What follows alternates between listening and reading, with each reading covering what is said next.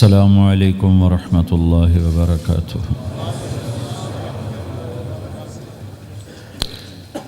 الحمد للہ الذی لا يسأل عما يفعل وهم يسألون۔ الحمد للہ الذی رفع السماء بقدرته ودحى الأرض بمشیته وخلق الخلائق بإرادته۔ الحمد للہ الذی لا نحصی ثناء علیہ وهو كما أثنى على نفسه۔ وأشهد أن لا إله إلا الله وحده لا شريك له، ونشهد أن سيدنا ومولانا محمدا عبده ورسوله صلى الله تعالى عليه وعلى آله وعلى أصحابه وبارك وسلم تسليما كثيرا كثيرا، أما بعد فأعوذ بالله من الشيطان الرجيم، بسم الله الرحمن الرحيم۔ فمن زحزح عن النار وأدخل الجنة فقد فاز وما الحياة الدنيا إلا متاع الغرور۔ وقال النبي صلى الله تعالى عليه وسلم: ألا وإن ربي داعي وإنه سائلي هل بلغت؟ فأقول يا رب قد بلغت، فليبلغ الشاهد الغائب، او كما قال صلی اللہ تعالی علیہ وسلم۔ میرے محترم بھائی اور دوستو، اللہ تعالیٰ ہم سے ایک سوال کرتا ہے، افحسبتم انما خلقناکم عبثا، تمہارا کیا خیال ہے ہم نے تمہیں بیکار پیدا کیا ہے، تمہاری زندگی کا کوئی مقصد نہیں ہے؟ پھر اللہ تعالیٰ فرماتا ہے ایحسب الانسان ان یترک سدی، تمہارا کیا خیال ہے تمہیں کوئی نہیں پوچھے گا، جو مرضی کرتے رہو، جیسے مرضی زندگی گزارو، کوئی پوچھنے والا نہیں ہے؟ نہیں، ایسی بات نہیں ہے۔ بلا ورسلنا لدیہم یکتبون، جو کر رہے ہو اللہ لکھوا رہا ہے۔ ما یلفظ من قول الا لدیہ رقیب عتید، جو زبان سے بولتے ہو وہ فوراً کیچ کیا جا رہا ہے۔ ان علیکم لحافظین، تمہارے اوپر فرشتے مقرر ہیں، کرامن کاتبین، ان کا کام ہے یعلمون ما تفعلون، میں جو کروں، جہاں کروں، جس وقت کروں، وہ اسے لکھتے جائیں۔ دو چپ لگا دی، ایک نیگیٹو ایک پازیٹیو۔ کوئی اچھا کام ہوگا تو ادھر والا لکھے گا، کوئی غلط ہوگا تو ادھر والا لکھے گا۔ اور پھر اللہ تعالیٰ کا اس کائنات پر قبضہ ہے، اور اس ساری کائنات کو اللہ نے اپنی طاقت سے بنایا، یہ جہان خود بخود نہیں بنا۔ ان ربکم اللہ، اس کا بنانے والا اللہ ہے۔ اللہ نے اپنا تعارف کرایا، میں کون ہوں؟ الذی خلق السماوات والارض، میں وہ اللہ ہوں جس نے زمین آسمان بنائے، فی ستۃ ایام، اس میں 6 دن لگائے، ثم استوی علی العرش، پھر عرش پر استوا کیا، یغشی اللیل النہار، میں وہ اللہ ہوں جو رات کو لاتا ہے، دن کو لاتا ہے، تو دن کو آگے چلاتا ہے، رات کو پیچھے لاتا ہے۔ یطلبہ حثیثا، ان میں یہ دوڑ چلتی رہتی ہے۔ الشمس والقمر والنجوم مسخرات بامرہ، سورج، چاند، ستارے، ہر شے اس اللہ تعالیٰ کے قبضہ قدرت میں ہے۔ تو ایک بہت بڑا طبقہ جو کہتا ہے کہ یہ سب کچھ خود بخود بن گیا ہے، تو اللہ تعالیٰ اس کو صاف کرتا ہے کہ خود بخود نہیں بنا، بلکہ اسے اللہ تعالیٰ نے بنایا۔ قل اَإِنَّكُمْ لَتَكْفُرُونَ بِالَّذِي خَلَقَ الْأَرْضَ فِي يَوْمَيْنِ وَتَجْعَلُونَ لَهُ أَنْدَادًا ذَلِكَ رَبُّ الْعَالَمِينَ، تم کس اللہ کا انکار کرتے ہو جس نے تمہارے لیے زمین کو 2 دن میں بنایا، اس کا خول، وَجَعَلَ فِيهَا رَوَاسِيَ مِنْ فَوْقِهَا وَقَدَّرَ فِيهَا أَقْوَاتَهَا فی 4 ایام سواء للسائلین، پھر زمین کے اندر قیامت تک جتنے انسان آنے والے ہیں ان کی ضرورتوں کے خزانے بھر دیے، سٹور کر دیا، ہر چیز کو اللہ نے سٹور کر دیا۔ قیامت قائم ہوگی اور زمین کے خزانوں کا 1000واں حصہ بھی استعمال نہ ہوگا۔ اللہ اتنا نے وافر زمین کے اندر بھرا، اس میں اللہ نے 4 دن لگائے۔ ثم استوى الى السماء، پھر آسمان کی طرف استوا کیا، وہی دخان، آسمان ایک دھواں تھا، فقال لها، آسمانوں سے کہا، وللارض، زمینوں سے کہا، ایتیا، آؤ، طوعا او کرہن، جی چاہے یا نہ چاہے میرے آگے جھکو. قالتا، زمین آسمان بولے اتینا طائعین، یا اللہ ہم مان گئے، ہم مان گئے، ہم مان گئے. فقضاہن 7 سماوات، پھر اللہ نے 7 آسمان بنائے، جیسے زمینیں بنائیں ایسے 7 آسمان بنائے. فی یومین، 2 دن اس میں لگائے. وَأَوْحَى فِي كُلِّ سَمَاءٍ أَمْرَهَا، ہر آسمان کو الگ الگ حکم دیا اور اپنے حکم کے ساتھ باندھا، پکڑا. يُمْسِكُ السَّمَاوَاتِ وَالْأَرْضَ أَن تَزُولَا، زمین آسمان کو اللہ نے روکا ہوا ہے، اللہ نے روکا ہوا ہے. اگر اللہ یوں چھوڑ دے تو ساری کائنات آپس میں ٹکرا جائے، آپس میں ٹکرا جائے ساری کائنات. یہ الشمس تجری لمستقر لها ذلك تقدیر العزیز العلیم. سورج کو اپنے سورج 6 لاکھ مائل فی گھنٹہ کی رفتار سے دوڑ رہا ہے اور زمین سے 12 لاکھ گنا بڑا ہے، اور اس میں ٹیمپریچر 2.5 کروڑ سینٹی گریڈ تک اس کا ٹیمپریچر چلتا ہے. اور یہ کوئی ٹھوس چیز نہیں، گیسز ہیں، اور ہر سیکنڈ میں اس میں ہیلیم گیس پھٹتی ہے اور وہ ہائیڈروجن میں تبدیل ہوتی ہے. 1 سیکنڈ میں جب وہ دھماکہ ہوتا ہے تو 50 کروڑ ایٹم بم کے پھٹنے کے برابر انرجی پیدا ہوتی ہے. تو اس کے اندر اتنے دھماکے ہو رہے ہیں، پھر وہ ایک گیسز ہیں، اور پھر اس کے سامنے سڑک کوئی نہیں، اس کا لیور کوئی نہیں، اس کا ڈرائیور کوئی نہیں ہے، اور اس کی رفتار 6 لاکھ مائل فی گھنٹہ ہے. اللہ کہتا ہے میں سیدھا چلا رہا ہوں، کوئی اس کو چلا سکتا؟ اتنی تیز رفتار. والقمر قدرناہ منازل، چاند کو اس کے ساتھ چلایا، اس کو گھٹایا بڑھایا. حتی عاد کالعرجون القدیم، ایک ٹیڑھی لکڑی کی طرح ہوا. للشمس ينبغي لها ان تدرك القمر، سورج چاند میں ٹکر نہیں. ولللیل سابق النہار، دن اور رات میں ٹکر نہیں ہے، اس لیے کہ یہ تیرے رب کا بنایا ہوا نظام ہے. وما کان ربک نسیا، اور تیرا رب بھول چوک سے پاک ہے. وہ جو کرتا ہے حق کرتا ہے، جو کرتا ہے سچ کرتا ہے. جس کو روکتا ہے تو حق ہے، جس کو دیتا ہے تو حق ہے. وہ مارتا ہے تو حق ہے، اور زندگی دیتا ہے تو حق ہے. عروج لاتا ہے تو حق ہے، زوال لاتا ہے تو حق ہے. تو اللہ قرآن میں یہ ایک ذہن بناتا ہے کہ تم بیکار نہیں پیدا ہوئے، تمہارے پیچھے ایک طاقتور اللہ ہے جس نے ساری کائنات کو قابو کیا ہوا ہے، اس کے اوپر اس کا نظام چلتا ہے، حکومت چلتی ہے.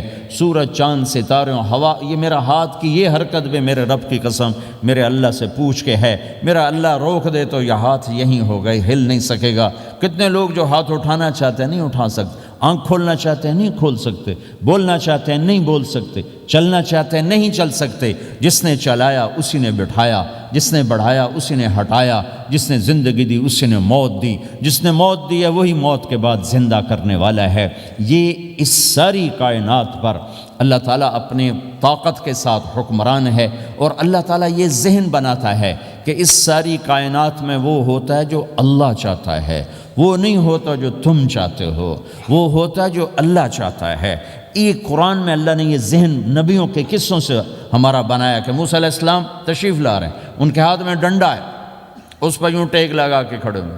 تو اللہ نے فرمایا موسیٰ یہ کیا ہے؟ ما تلک بیمینک یا موسیٰ، موسیٰ یہ کیا ہے؟ موسیٰ علیہ السلام کے بعد یہ ڈنڈا 10 سال سے کہ یا اللہ ہی عصایا، یہ میرا ڈنڈا ہے. اب اللہ تعالیٰ آگے کچھ دکھانا چاہتے ہیں تو موسیٰ علیہ السلام سے لمبی بات کروائی، ہی عصایا میرا ڈنڈا ہے، اتوکا علیہا اس پر ٹیک لگاتا ہوں، واحش علی غنمی اور اپنی بکریوں کے لیے پتے جھاڑتا ہوں، ولی فیہا مآرب اخرى اور بھی ڈھیر سارے کام اس سے لیتا ہوں. تو اللہ تعالیٰ کا القہا یا موسیٰ، اس کو ذرا زمین پہ ڈالو، زمین پہ ڈالو. موسیٰ علیہ السلام نے زمین پہ ڈالا، فَإِذَا هِيَ حَيَّةٌ تَسْعَىٰ، وہ یوں اٹھا اور ایک خوفناک سانپ بنا، لمبائی میں بڑے سانپ کی طرح جو افریقہ میں ہوتا ہے، جو پورا بکرا کھا جاتا ہے، پورا ہرن کھا جاتا ہے، اور تیز رفتاری میں جان کی طرح ایک چھوٹا سا سانپ ہوتا ہے، بہت تیز چلتا ہے، اور زہر میں حیہ کی طرح. سانپ کی 3 قسموں کو اللہ نے ایک ڈنڈے میں جمع کر. ایک ہوتا ہے کأنہا جانن، چھوٹا سانپ جو بہت تیز دوڑتا ہے، فَإِذَا هِيَ حَيَّةٌ زہریلا، فَإِذَا هِيَ ثُعْبَانٌ مُبِينٌ بہت بڑا، یہاں سے لے کر وہاں تک. تو 3 مختلف سانپوں کو اللہ نے ایک میں جمع کر دیا۔ وہ تیز رفتاری میں جان کی طرح تھا، زہر میں حیہ کی طرح تھا، لمبائی چوڑائی میں ثعبان کی طرح تھا۔ جب موسیٰ علیہ السلام نے دیکھا وَلَّا مُدْبِرًا وَلَمْ يُعَقِّبْ، موسیٰ علیہ السلام جو بھاگے تو پیچھے مڑ کے ہی نہیں دیکھا۔ تو اللہ تعالیٰ نے کہا خذ موسیٰ پکڑو، کہا اللہ میں نہیں پکڑتا، بھاگے جا رہے، یہ بات بھاگے بھاگے ہو رہی، کھڑے ہو کے نہیں ہو رہی، بھاگ رہے ہیں، اوپر سے آواز آ رہی پکڑو گا، بابا میں نہیں پکڑتا۔ اب اللہ تعالیٰ ہمیں قصہ موسیٰ علیہ السلام کا قصہ قرآن کے 28 پاروں میں موجود، اتنا اس کو اللہ نے دہرایا، اتنا دہرایا۔ سب سے زیادہ موسیٰ علیہ السلام کا نام قرآن میں آیا ہے نبیوں میں سے، 136 دفعہ موسیٰ علیہ السلام کا اللہ تعالیٰ نے قرآن میں ذکر فرمایا، نام کے ساتھ، نام کے ساتھ۔ پھر کہا خذھا ولا تخف، موسیٰ پکڑو ڈرو نہیں، سنعیدھا سیرتھا الاولی، واپس ڈنڈا بناؤں گا، کہا یا اللہ میں نہیں پکڑتا، مجھے کھائے گا، مجھے کھائے گا، وہ بھاگے جا رہا ہے۔ آخر اللہ تعالیٰ نے کہا خذ انک من الآمنین، موسیٰ میں گارنٹر ہوں، کچھ نہیں کہے گا، گارنٹی دیتا ہوں۔ اللہ کی گارنٹی پر کھڑے ہوئے، وہ ایسا منہ کھول کے آ رہا ہے، تو اب چلو اللہ تعالیٰ کہتے ہیں پیچھے سے پکڑ لو، دم سے پکڑ لو تو کوئی مسئلہ نہیں تھا، کہ نہیں منہ سے پکڑو۔ اب موسیٰ علیہ السلام نے ایسے اوپر ایک چھوٹا سا کپڑا تھا یوں اوپر کر لیا، تو اللہ تعالیٰ نے کہا یہ کیا کر رہے ہو؟ کہا جی مجھے اس سے ڈر لگ رہا، کہ تیرا ڈر ہی تو نکالنا ہے، کہ یہ کچھ نہیں، سب کچھ تیرے اللہ کا ارادہ ہے، یہ کچھ نہیں، ورنہ یہ کپڑا تمہیں بچا لے گا، تمہیں ویسے ہی سارا نکل جائے گا۔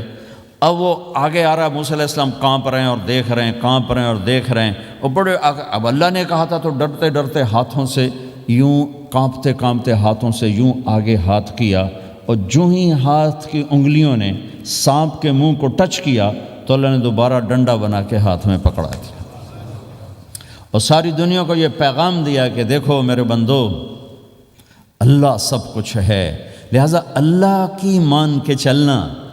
سامنے شیطان آئے گا، سامنے شیطان آئے گا، تمہیں الٹی راہیں دکھائے گا، تو تم اپنے اللہ کو یاد کرنا جس کے ہاتھ میں سارے خزانے ہیں اور طاقت ہے۔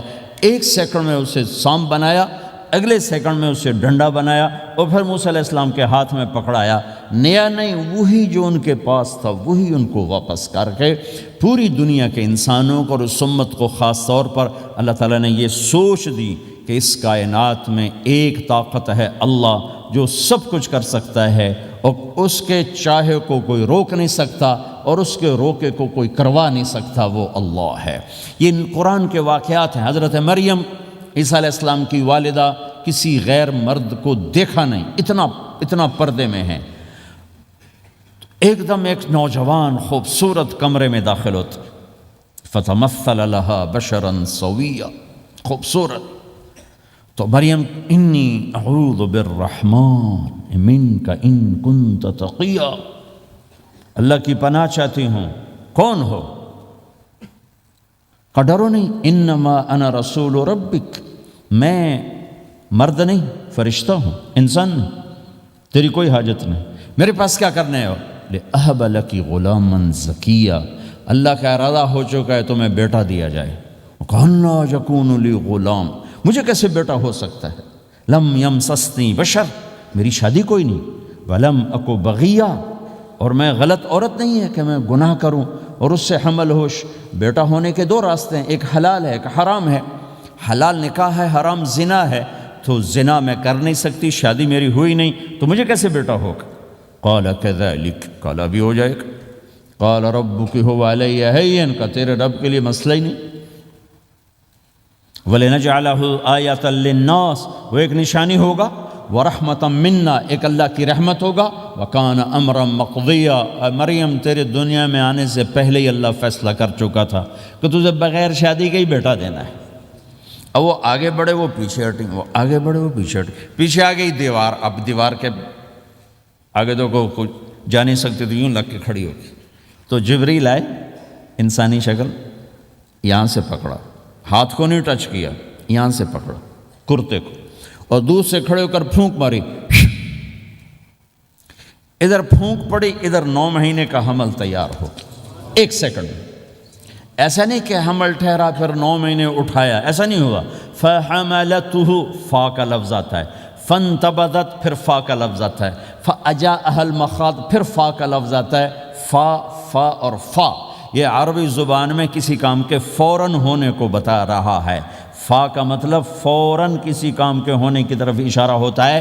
تو ادھر پھونک پڑی، ادھر حمل ہوا، ادھر درد ہوا، ادھر وہ بھاگیں اور درختوں کے اندر جا کر ایک ٹیک لگائی ایک کھجور کے تنے کے ساتھ، اور جاتے ہی بچہ پیدا ہو گیا۔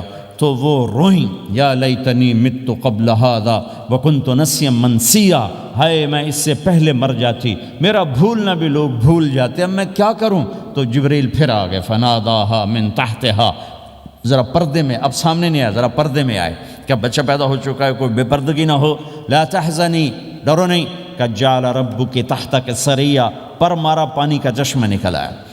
وہزی الیک بجذع النخلہ، اور وہ جو کھجور تھی اس اوپر سے کٹی ہوئی تھی، خشک کھجور تھی، خالی اس کا تنا تھا۔ تو جبریل نے کہا اس کو ہلاؤ، اس کو ہلاؤ، تو انہوں نے ہلایا تو ساقط علیک رطبا جنیا، تو تو دیکھے گی کہ یہ کھجور کے اوپر نہ کوئی شاخ ہے، نہ کوئی پھل ہے، نہ کوئی پتا ہے، لیکن جب اس نے ہلایا تو ایک دم تازہ کھجوریں گرنے لگ گئیں، تازہ کھجوریں۔ تو جبریل نے پھر کہا مریم، جو اللہ اس درخت کو بغیر شاخ کے پھل دے رہا ہے، تجھے بغیر مرد کے بیٹا دے رہا ہے۔ کلی وشربی وقری عینا، کھا پی صاف صوف ہو اور سکون پکڑ، سکون میں آ جا، اور جا بعض شہر کی طرف جا، لوگ آئیں گے کہیں گے تو نے یہ کیا کیا، تو تم نے کہنا ہے انی نذرت للرحمن صوما فلن اکلم اليوم انسیا، بھائی میرا تو روزہ ہے، میں نہیں بول سکتی، اس سے بات کرو، بچے سے بات کرو۔ بنو اسرائیل کا روزہ اتنا سخت تھا کہ صرف کھانے پینے کی پابندی نہیں، بولنے پر بھی پابندی لگا دی، وہ سچ بھی بولیں تو ان کا روزہ ٹوٹ جاتا تھا، یہ امت جھوٹ بھی بولے تو روزہ نہیں ٹوٹتا، خراب ہو جاتا ہے، ٹوٹتا نہیں۔ تو آئیں فأتت بہ قومہا تحملہ، بچہ ہاتھ میں اور آئیں بعض شہر میں، قالوا یا مریم لک جیت شیئا فریا، شور مچ گیا، مریم یہ کیا کیا، یا اخت ہارون، ارے ہارون کی بہن، ما کان ابوک امرأ السوء، تیرا باپ ایسا نہیں تھا، وما کانت امک بغیہ، تیری ماں ایسی نہیں تھی، تو نے یہ کیا کیا؟ تو انہوں نے یوں کیا، اس کا مطلب تھا روزہ، اور اس کا مطلب تھا اس سے بات کرو۔ فاشارت الیہ قالوا کیف نکلم من کان فی المہد صبیا، کہنے لگے مریم تو اتنی بے وقوف ہے کہ تجھے اپنے گناہ چھپانے کا طریقہ بھی نہیں آیا، تو کہتی میرا نکاح ہو گیا ہے، تو کہتی زکریہ علیہ السلام نے چپکے سے میری شادی کر دی ہے، تو اپنا گناہ چھپانے کے لیے کہتی بچے سے بات کرو، کبھی بچہ بھی بولا، اب ایک شور مچا ہوا ہے کہ ایک دم یہ آدھے پونے گھنٹے کا بچہ، اس کی آواز بلند ہوئی اور اس لاؤڈ سپیکر سے اوپر چلی گئی، پورے شہر گونج اٹھا، قال انی عبد اللہ، لوگو سنو میں اللہ کا بندہ ہوں، آتانی الکتاب، مجھے اللہ نے کتاب دی، وجعلنی نبیہ، مجھے اللہ نے نبی بنایا، وجعلنی مبارکہ، مجھے اللہ نے برکت والا بنایا، اینما کنت، میں جہاں بھی ہوں گا، واوصانی بالصلاۃ والزکاۃ ما دمت حیا، اور میرے رب نے مجھے کہا نماز پڑھنی ہے، زکوٰۃ دینی ہے، وبرم بوالدتی، اور میرے رب نے مجھے کہا ہے کہ میں اپنی ماں کی خدمت کروں، فرما بردار بنوں، ولم یجعلنی جبارا شقیا، والسلام علی یوم اموت ویوم ابعث، والسلام علی یوم ولدت ویوم اموت ویوم ابعث حیا، میرے اللہ کی میرے اوپر سلامتی ہے، جب پیدا ہوا، جب مروں گا، جب اٹھایا جاؤں گا، ذالک عیسی ابن مریم قول الحق الذی فیہ یمترون، یہ ہے مریم کا بیٹا عیسیٰ علیہ السلام، یہ اللہ کا بیٹا نہیں ہے، یہ مریم کا بیٹا ہے۔ اللہ تعالیٰ نے پورے قرآن میں کسی عورت کا نام نہیں لیا، عورت کو ایسا پردے کی چیز اللہ تعالیٰ نے بنایا ہے کہ اتنی عورتوں کا ذکر قرآن میں کہ کسی کا نام نہیں ذکر کیا سوائے حضرت مریم کے نام، باقی سب کو امرات العزیز، امرات فرعون، امرات نوح، امرات کے ساتھ گورنر کی بیوی، فرعون کی بیوی، نوح کی بیوی، لوط کی بیوی، اللہ نام بھی لے سکتا تھا، مصر کے گورنر کی بیوی تو اللہ زلیخا بھی کہہ دیتا، زلیخا نہیں کہا، فرعون کی بیوی اللہ آسیہ کہہ دیتا، آسیہ نہیں کہا، صرف ایک عورت کا نام آیا ہے، وہ ہیں حضرت مریم علیہ السلام۔ حضرت مریم کا نام اللہ نے اس لیے واضح کیا کہ ایک بہت بڑے طبقے نے اللہ پہ الزام لگایا کہ عیسیٰ علیہ السلام اللہ کا بیٹا ہے، تو اللہ تعالیٰ نے کہا نہیں، اللہ کا نہیں، مریم کا بیٹا ہے، اللہ کا نہیں، مریم کا بیٹا ہے۔ مَتَّخَذَ صَاحِبَةً وَلَا وَلَدًا، نہ میری کوئی بیوی ہے نہ بچہ ہے۔ لَمْ يَكُنْ لَهُ شَرِيكٌ فِي الْمُلْكِ، نہ کہ اس کا شریک ہے۔ وَلَمْ يَكُنْ لَهُ وَلِيٌّ مِّنَ الذُّلِّ، نہ کہ اس کا مددگار ہے۔ فَكَبِّرْهُ تَكْبِيرًا، اس ایک اللہ کی کبریائی بڑائی کے گن گا، گیت گا، دل میں بٹھا، دل میں بٹھا، دل میں بٹھا، تاکہ سارا وجود اس کے آگے ڈھلتا جائے، چلتا جائے۔ یہ واقعات یہ ذہن بناتے ہیں کہ اس کائنات میں وہ ہوتا ہے جو اللہ چاہتا ہے، وہ ہوگا جو اللہ چاہے گا، وہ ہوا جو اللہ نے چاہا۔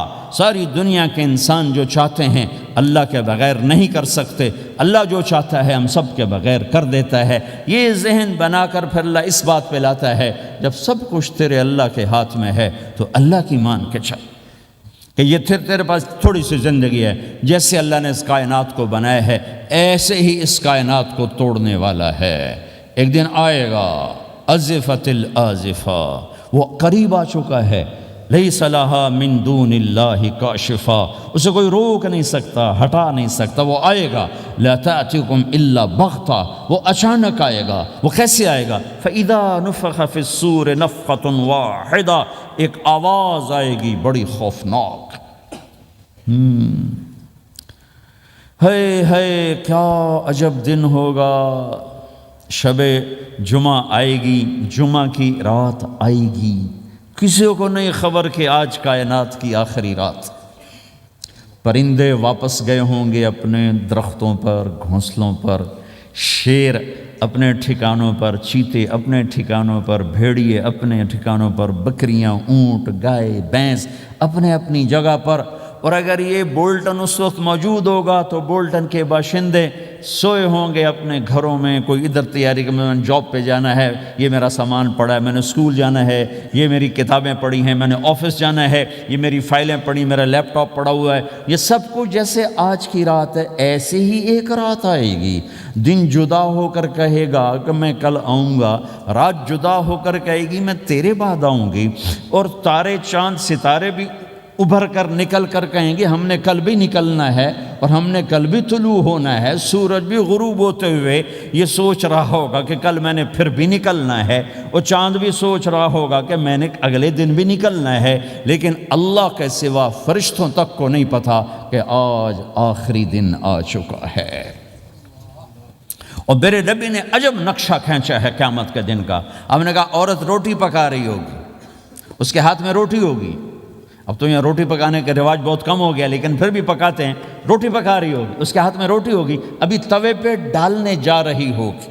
اور ایک چیز آپ کے ہاں بالکل نہیں ہے، ہمارے ہاں اب بھی ہے کہ وہ دہی کو اس میں سے مکھن نکالتے ہیں، دہی کو وہ کرش کرتے ہیں، پھر اس میں سے مکھن نکال۔ یہ ہمارے گھروں میں ہوتا ہے، ہر گھر میں ہوتا ہے، خاص طور پر دیہاتوں میں۔ تو ایک عورت ایسے وہ اس دہی کو بلو کر کرش کر کے اس سے مکھن کا پیڑا یوں بنا رہی ہوگی، اور بنا کر برتن میں ڈالنے کے لیے ایسے کر رہی ہوگی، ایسے کر رہی ہوگی۔ یہ تہذیب اب آپ تو سمجھ نہیں سکتے چونکہ آپ تو ادھر کے لوگ بن گئے اب، تو ہمارے دیہاتوں میں اب بھی یہ تہذیب ایسے کر رہی ہوگی، ایسے کر رہی ہوگی۔ اور پھر آپ نے فرمایا کہ ایک آدمی اپنے اونٹ کو چارہ ڈالنے کے لیے اس جگہ کو صاف کر رہا ہوگا کہ میں صبح ہو گئی ہے، میں اونٹ کو چارہ ڈالوں، اور پھر میرا اونٹ کھائے، پھر اس کو لے کر میں کام پہ جاؤں۔ اور دکاندار جھاڑو دے کر اپنی سیٹ پہ بیٹھ چکا ہے، اور گاہک انٹر ہوتا ہے اور اسے کہتا ہے کہ 10 میٹر مجھے کپڑا چاہیے، اور اس کے لیے یوں کپڑا ناپ رہا ہے، ناپ کے 10 میٹر، 5 میٹر، 4 میٹر، 2 میٹر پر اس نے یوں کینچی رکھی، کینچی یہاں ہے، اور اس نے جیب سے پیسے نکالے اور گننے لگا کہ میں نے اس کو 100 پاؤنڈ دینا ہے۔ وہ گننے میں لگا ہوا ہے، یہ کاٹنے میں لگا ہوا ہے، اور دور کھیت میں ایک آدمی ہل چلا رہا ہے، اور ایک آدمی بیج ہاتھ میں لے کے یوں پھینکنے جا رہا ہے، اور ایک آدمی پانی لگانے کے لیے اس پانی کو ڈائیورٹ کر رہا ہے۔ اور ادھر بازار میں جلدی لوگ بھاگے جا رہے ہیں، جاب والے ایک نوالا منہ میں ہے، ایک ہاتھ میں، اور بھاگے جا رہے ہیں۔ میں آج لیٹ ہو چکا ہوں، میرا جاب کا ٹائم جا رہا ہے، میرا اسکول کا ٹائم جا رہا ہے۔ یہ ایسا ہی ایک سما ہوگا، بولٹن اٹھے گا، انگلینڈ اٹھے گا، امریکہ اٹھے گا، ایشیا اٹھے گا، یورپ اٹھے گا، افریقہ اٹھے گا، ہندوستان اٹھے گا، پاکستان اٹھے گا، Burma, Malaysia, Thailand, Indonesia اسی طرح اٹھیں گے جیسے روزانہ اٹھتے ہیں، پر اللہ کے سوا کسی کو نہیں پتہ کہ آج شام ہو گئی ہے۔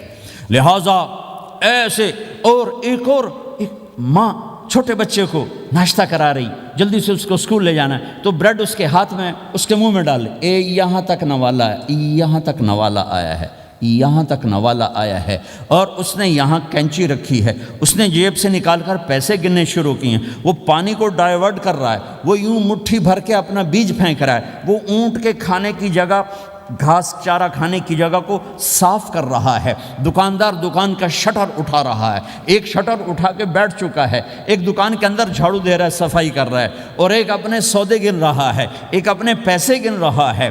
بادشاہ سلامت تاج پہن کر اپنے تخت کو چلنے کے لیے روانہ ہو رہے ہیں، اور آگے پیچھے ان کے باڈی گارڈز کھڑے ہوئے ہیں، اور وہ پورا اسکواڈ کھڑا ہوا ہے، اور ادھر بازار میں، کھیت میں، ہر چیز میں ایک رونق ہے، چہل پہلے، چڑیاں چوں چوں کر رہی ہیں، کوے کائیں کائیں کر رہے ہیں، فاختہ اڑ کے آ رہی، کبوتر اڑ کے آ رہے ہیں، چیل اڑ کے آ رہی، شیر نکلتا ہے شکار کے لیے، چڑیاں نکلتی ہیں دھانے کے لیے، سانپ نکلتا ہے چوہے کے لیے، چوہا نکلتا ہے اپنی غذا کے لیے، بلیاں نکلتی ہیں چھیچڑے کے لیے، کتے نکلتے ہیں ہڈیوں کے لیے، انسان نکلتا ہے روٹیوں کے لیے، کہ ایک دم فَإِذَا جَاءَتِ الطَّامَّةُ الْكُبْرَىٰ، ایک دھماکہ ہوگا، ہائے ہائے، اور وہ کینچی والے کی کینچی یوں گر جائے گی، کپڑا یوں گر جائے گا، نوٹ والے کے ہاتھ سے نوٹ یوں بکھر جائیں گے، بٹوا یوں بکھر جائے گا، بیج والے کا ہاتھ یوں گرے گا، بیج وہیں گر جائے گا، نوالا بنانے والی کے ہاتھ میں نوالا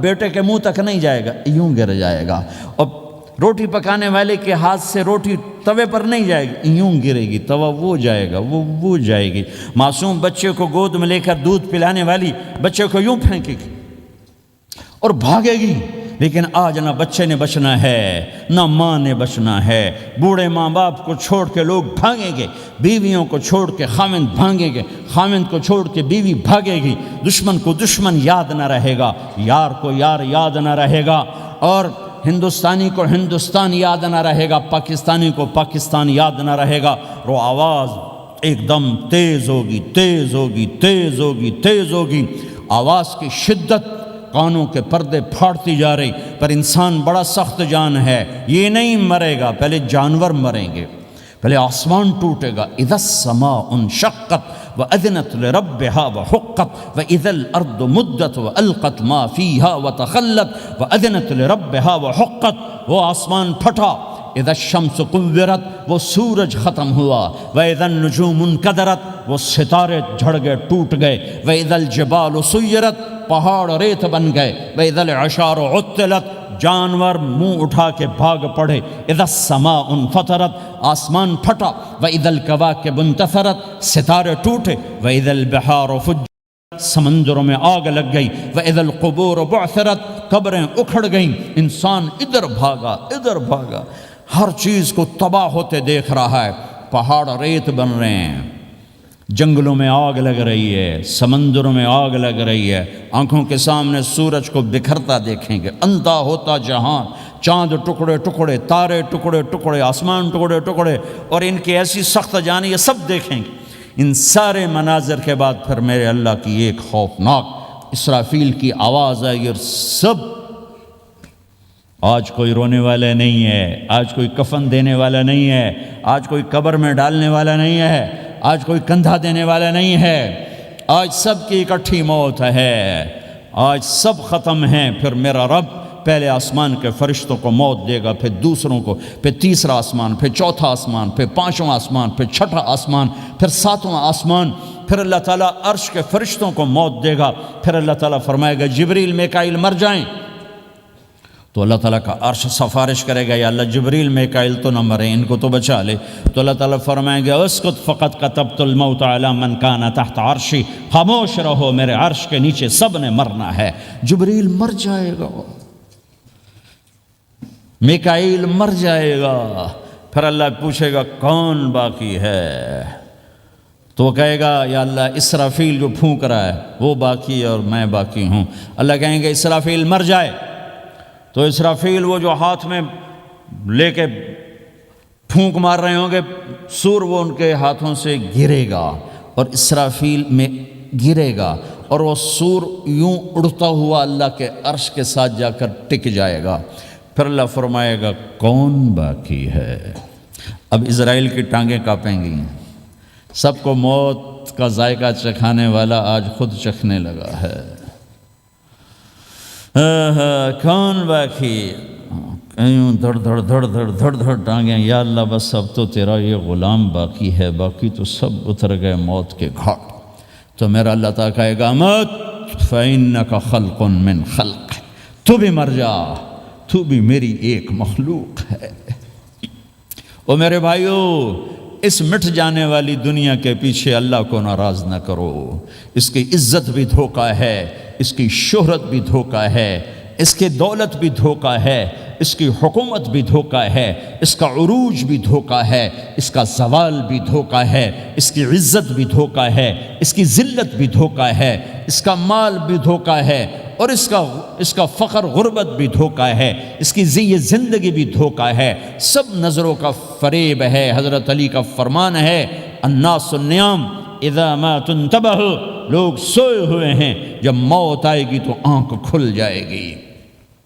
گھاٹے کا سودا کر کے نہ مرو، گھاٹے کا سودا کر کے نہ مرو، اللہ کو ناراض کر کے نہ مرو، سب چھوڑ کے جانے والی ہیں، سب چھوٹنے والا ہے، لہذا اللہ کو ساتھ لے لو، اللہ کو ساتھ لے لو، اللہ کو ساتھ لے لو۔ سب کو مارنے کے بعد میرا اللہ کہے گا من کان لی شریکن فلیات، کوئی ہے میرے سامنے تو آؤ، من کان لی شریکن فلیات، کوئی ہے میرے مقابلے میں تو آؤ، من کان لی شریکن فلیات، کوئی ہے میری ٹکر کا تو آؤ، تین دفعہ۔ پھر اللہ زمین آسمان کو ایک جھٹکا دے گا، پھر کہے گا انا الملک، میں بادشاہ ہوں، پھر دوسرا جھٹکا دے گا، پھر کہا انا القدوس السلام المومن، میں ہوں قدوس السلام مومن، پھر تیسرا جھٹکا دے گا، پھر کہے گا انا المہیمن العزیز الجبار المتکبر، میں ہوں متکبر، جبار، عزیز، مہیمن۔ پھر اللہ تعالیٰ کہے گا این الملوک، بادشاہ کہاں ہے؟ این الملوک، بادشاہ کہاں ہے؟ این المتکبرون، وہ تکبر کرنے والے کہاں ہیں؟ این الجبارون، ظالم کہاں ہیں؟ این المتکبرون، تکبر والے کہاں ہیں؟ کوئی ہو تو جواب دے۔ پھر اللہ تعالیٰ کہے گا لمن الملک اليوم، آج کون ہے بادشاہ، آج کس کی ہے بادشاہی؟ کوئی جواب دینے والا ہے ہی نہیں، تو اللہ خود کہے گا للہ الواحد القہار، آج اکیلے اللہ کی بادشاہ، آج بھی اسی کی ہے، آج بھی اسی کی ہے، پیچھے بھی اس کی تھی، آگے بھی اس کی ہے۔ للہ الامر من قبل ومن بعد، للہ الامر من قبل ومن بعد، ان الحکم الا للہ، الخلق والامر واللیل والنہار وما سکن فیہما للہ وحدہ، ان العزت للہ جميعا، قل ان الامر كله للہ، للہ ما فی السماوات وما فی الارض، وان تبدوا ما فی انفسکم او تخفوه یحاسبکم بہ اللہ، لہ ما فی السماوات وما فی الارض وما بینہما وما تحت الثرى، وان تجہر بالقول فانہ یعلم السر واخفى۔ وہ کون ہے؟ اللہ۔ وہ کیسا ہے؟ لا الہ الا ہو۔ صفات کیسی ہیں؟ لہ الاسماء الحسنى۔ یہ میرے رب کا پیغام ہے پوری دنیا کے انسانوں کے لیے کہ یہ دنیا امتحان کی جگہ ہے، نہ اپنی مرضی سے آئے ہو، نہ اپنی مرضی سے مرتے ہو، نہ اپنی مرضی سے جیتے ہو، نہ اپنی مرضی سے جاتے ہو۔ لہٰذا اس 4 دن کی زندگی میں تمہیں ٹیسٹ میں ڈالا گیا ہے، اللہ کو راضی کرتے ہو، شیطان کو راضی کرتے ہو، اللہ کو مناتے ہو، شیطان کے پیچھے چلتے ہو، اللہ کو مناتے ہو، اپنی طبیعت اور اپنی طبیعت کے غلام بنتے ہو۔ یہ میرا اور آپ کا امتحان ہے۔ لا الہ الا اللہ میں ایگریمنٹ ہے، یا اللہ تیری مان کے چلیں، لا الہ الا اللہ ایگریمنٹ ہے، یا اللہ تیری مان کے چلیں، کیسے تیری مان کے چلیں گے؟ اگلا حصہ ہے محمد الرسول اللہ، تیرے حبیب کے طریقے پر چلیں گے۔ اللہ کو راضی کرنے کا ایک ہی راستہ ہے، عرب کے لیے، عجم کے لیے، کالے کے لیے، گورے کے لیے، سید کے لیے، قریشی کے لیے، ہاشمی کے لیے، پٹھان کے لیے، راجپوت کے لیے، گجراتی کے لیے، ملائی کے لیے، تھائی کے لیے، انڈین کے لیے، سب کے لیے ایک راستہ ہے، ایک راستہ ہے، ایک راستہ ہے، وہ ہے محمد الرسول اللہ۔ جب آپ معراج پہ گئے تو آپ نے کہا یا اللہ، آپ نے ابراہیم کو خلیل بنایا اور موسیٰ کو کلیم بنایا اور داود کو لوہا نرم کر کے دیا، سلیمان کو ہوا تابع کر کے دی، اور عیسیٰ علیہ السلام کے لیے مردے زندہ کیے، میرے لیے کیا ہے؟ تو اللہ تعالیٰ نے فرمایا اولیس قد آتیتک افضل من ذلک کلہ، میرے محبوب میں نے آپ کو وہ دیا ہے جو کسی کو نہیں دیا۔ وہ کیا دیا ہے کہ اللہ ذکرت الا ذکرت معی، قیامت تک تیرا میرا نام اکٹھا رہے گا، الگ نہیں ہو سکتا، ایسے رہے گا۔ لا الہ الا اللہ محمد رسول اللہ، لا الہ الا اللہ میں 12 حرف ہیں، 12، محمد رسول اللہ میں 12 حرف ہیں۔ لا الہ الا اللہ 12 حرفوں سے بنا ہے، لام اور الف، یہ اس کو گنو تو 12 بنتے ہیں، پھر میم اور ہا اور میم اور دال کو آگے تک گنو تو 12 بنتے ہیں، ادھر بھی 12 ادھر بھی 12۔ پھر حرف کی 2 قسمیں ہیں، ایک نقطے والے، ایک بغیر نقطے والے۔ نقطے والے حرف کمزور ہوتے ہیں، بغیر نقطے والے حرف طاقتور ہوتے ہیں، کہ نقطے والا حرف اپنا مطلب بنانے کے لیے نقطے کا محتاج بن جاتا ہے، اور جو بغیر نقطے والا ہوتا ہے وہ اپنا مطلب بتانے کے لیے نقطے کا محتاج نہیں ہوتا۔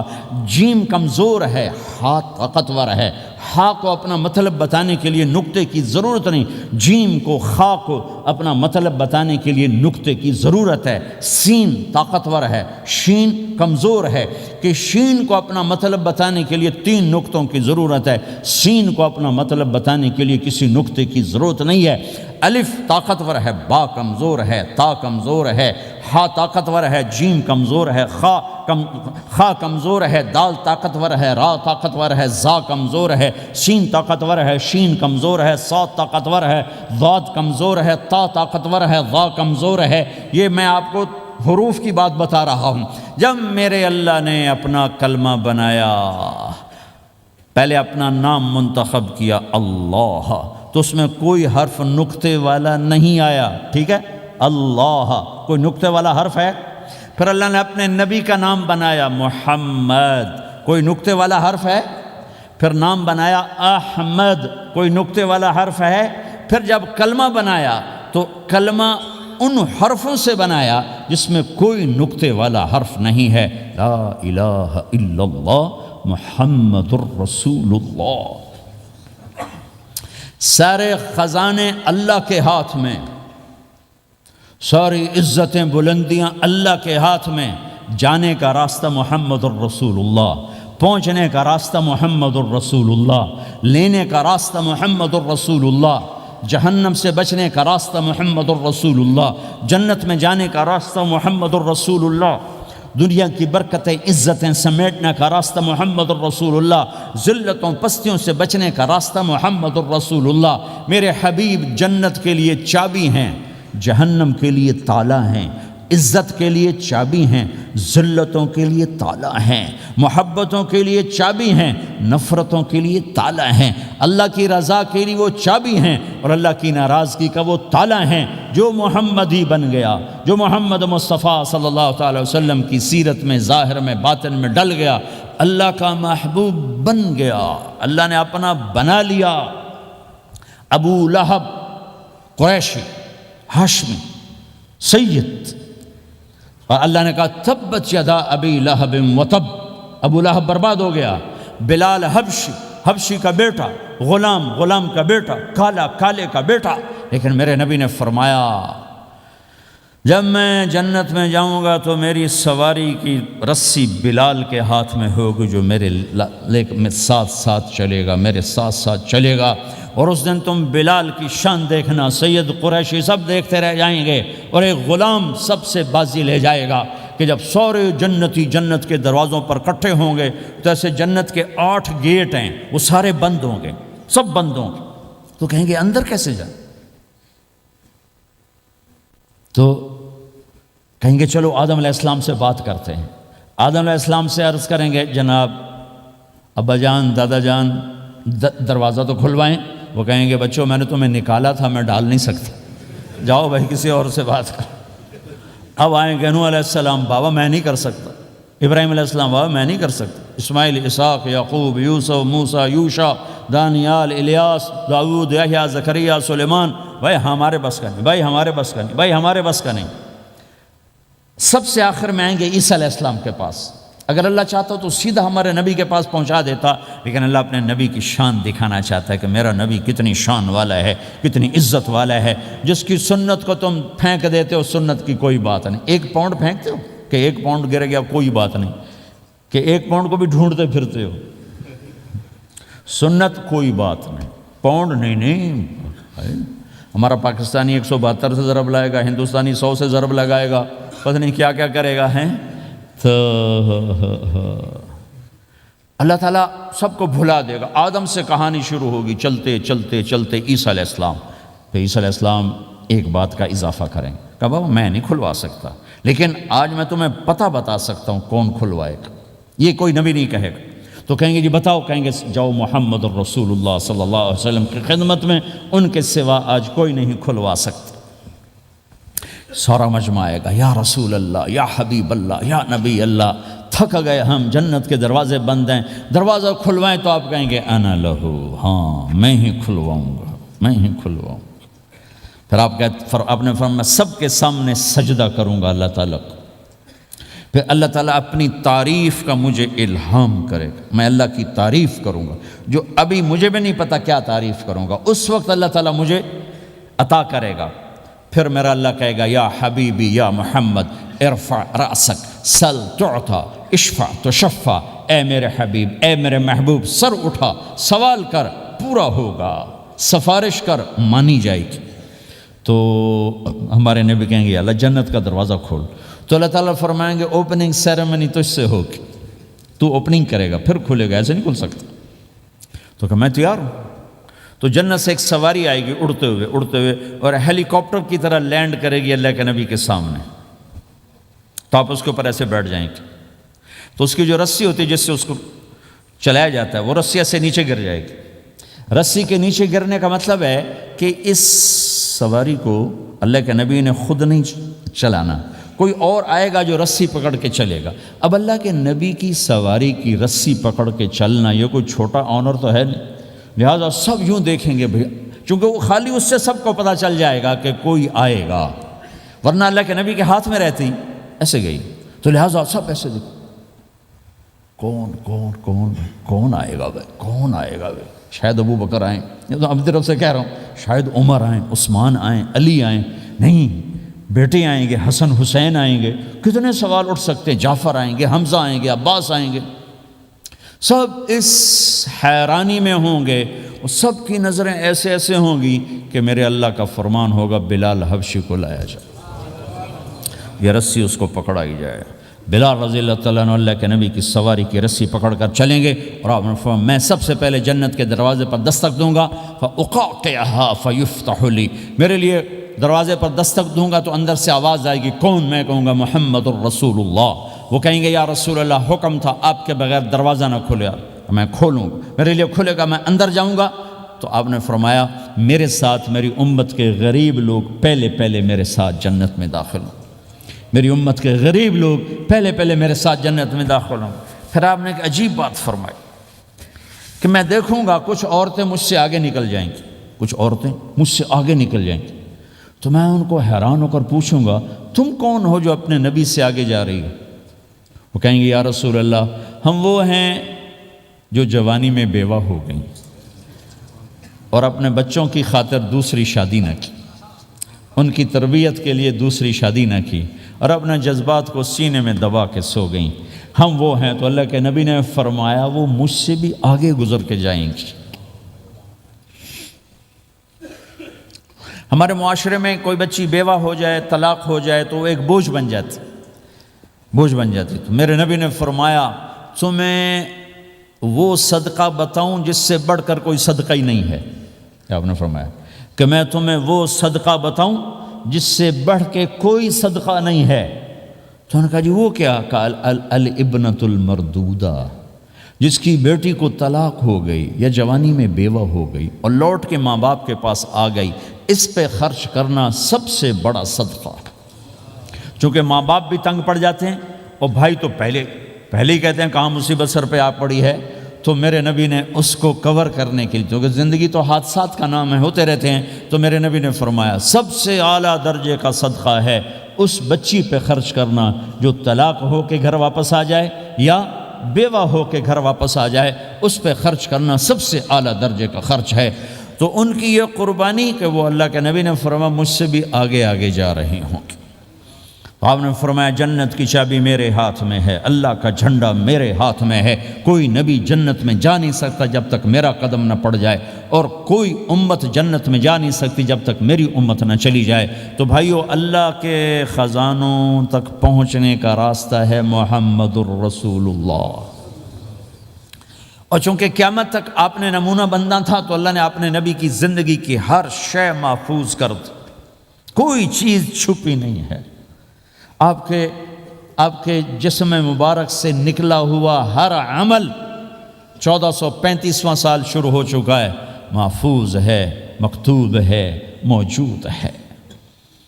کسی نبی کا حلیہ ایسے موجود نہیں جیسے ہمارے نبی کا حلیہ موجود ہے۔ آپ چلتے کیسے تھے؟ یمشی تکفین، آپ چلتے تھے کہ جیسے کوئی آدمی اوپر سے نیچے آ رہا ہو، کہ تھوڑا سا آگے جھک کے چلتا ہے، اور آپ چلتے تھے کہ آپ کے پاؤں کا چلنے کا فاصلہ، قدم سے قدم فاصلہ چھوٹا ہوتا تھا، اور چال میں تیزی ہوتی تھی، چال میں تیزی، فاصلہ تھوڑا، اس طرح آپ چلتے تھے۔ آپ کے دیکھنے کا انداز کیا تھا؟ یہ جل نظرہ الملاحظہ، یوں دیکھتے تھے، شرم کی وجہ سے نظر نہیں اٹھاتے تھے مردوں میں بیٹھ کر، کبھی کبھی یوں آنکھ اٹھاتے تھے تو پھر کسی میں جرت نہیں ہوتی تھی کہ آپ کی آنکھوں میں آنکھیں ڈال کے دیکھ سکے، پھر سارے یوں ہو جاتے تھے، صرف 2 آدمی آپ کو دیکھ سکتے تھے۔ اس وقت جب آپ کی نظر اوپر ہوتی تھی تو 2 آدمی آپ کو دیکھ سکتے تھے، ایک ابو بکر اور ایک عمر، بس۔ آپ مسجد میں داخل ہوئے، آپ کے ادھر ابو بکر تھے، ادھر عمر تھے، سامنے مجمع تھا، آپ نے یوں ابو بکر کو پکڑا، یوں عمر کو پکڑا، یوں ان کے دونوں کے ہاتھ پکڑ کا، مجھے دیکھ رہے ہو؟ ہاکذا نحشر یوم القیامہ، قیامت کے دن ہم تینوں یوں اٹھائے جائیں گے کہ میرے دائیں طرف ابو بکر ہوگا اور میرے بائیں طرف عمر ہوگا، اور ہم تینوں یوں اپنی قبروں سے نکلیں گے۔ زندگی کی ہر شے کیوں باقی ہے؟ یہ تو میں ادائیں چھوڑو، میرے نبی کی 9 بکریاں تھیں، 1 بکرا تھا، لبے ان کے نام اگر نہ ہوں تو کوئی ہماری شریعت میں فرق پڑتا ہے، لیکن میرے نبی کی بکریوں کے نام بھی ہم تک پہنچے۔ ایک کا نام تھا عجوہ، ایک کا نام تھا سقیہ، ایک کا نام تھا برکہ، ایک کا نام تھا ورثہ، ایک کا نام تھا زمزم، ایک کا نام تھا اطلال، ایک کا نام تھا اطراف، ایک کا نام تھا قمرا، غیثاء، یہ میرے نبی کی بکریوں کے نام ہیں۔ اور بکرا تھا، اس کا نام تھا یم، عجوہ، سقیہ، زمزم، برکہ، ورثہ، اطلال، اطراف، غیثاء، قمراء۔ اور اس میں آپ کی بکری قمراء آپ کی زندگی میں مر گئی تھی، اتنی ڈیٹیل بھی موجود ہے۔ آپ کے 2 گدھے تھے، ایک کا نام تھا عفیر، ایک کا نام تھا یعفور۔ جس دن آپ کا انتقال ہوا، یعفور پورے مدینے کی گلیوں میں روتا پھر رہا تھا اور چیختا پھر رہا تھا، یہاں تک کہ کنویں میں چھلانگ لگائی اور مر گیا۔ آپ کی 4 اونٹنیاں تھیں، عزبا، شہبا، جدعا، قصوا۔ اس میں جو آپ کی اونٹنی عزبا تھی، ادھر آپ کا انتقال ہوا اور ادھر اس نے بیٹھے بیٹھے رونا شروع کر دیا، اور چارہ بھی چھوڑ دیا، پانی بھی چھوڑ دیا، اور بیٹھے بیٹھے بھوکی پیاسی مر گئی، چارہ نہیں کھایا، پانی نہیں پیا۔ آپ کے 2 خچر تھے، ایک کا نام تھا دلدل، ایک کا نام تھا فضہ۔ آپ کے 2 اونٹ تھے، ایک کا نام تھا عسکر، ایک کا نام تھا ثعلب۔ گھوڑے آپ نے بہت رکھے، آئے گئے، ورد، یعصوب، یعبوب، مرتجل،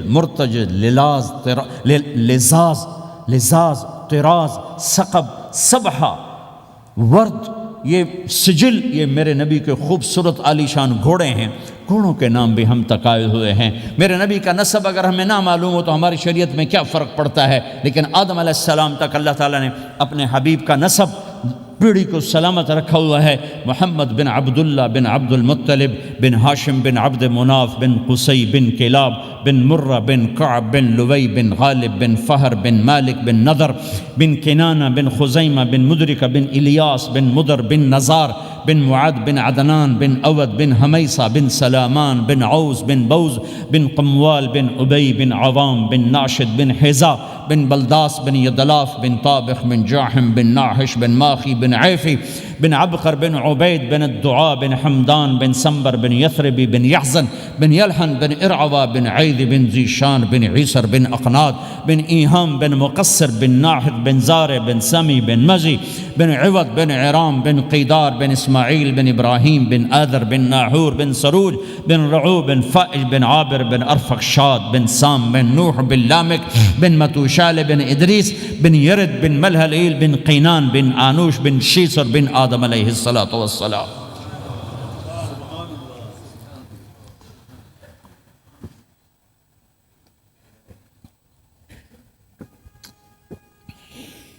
اللہ کا اعلان ہے جہاں رہو اللہ کے نبی کے طریقوں کو پکڑ کے رہو۔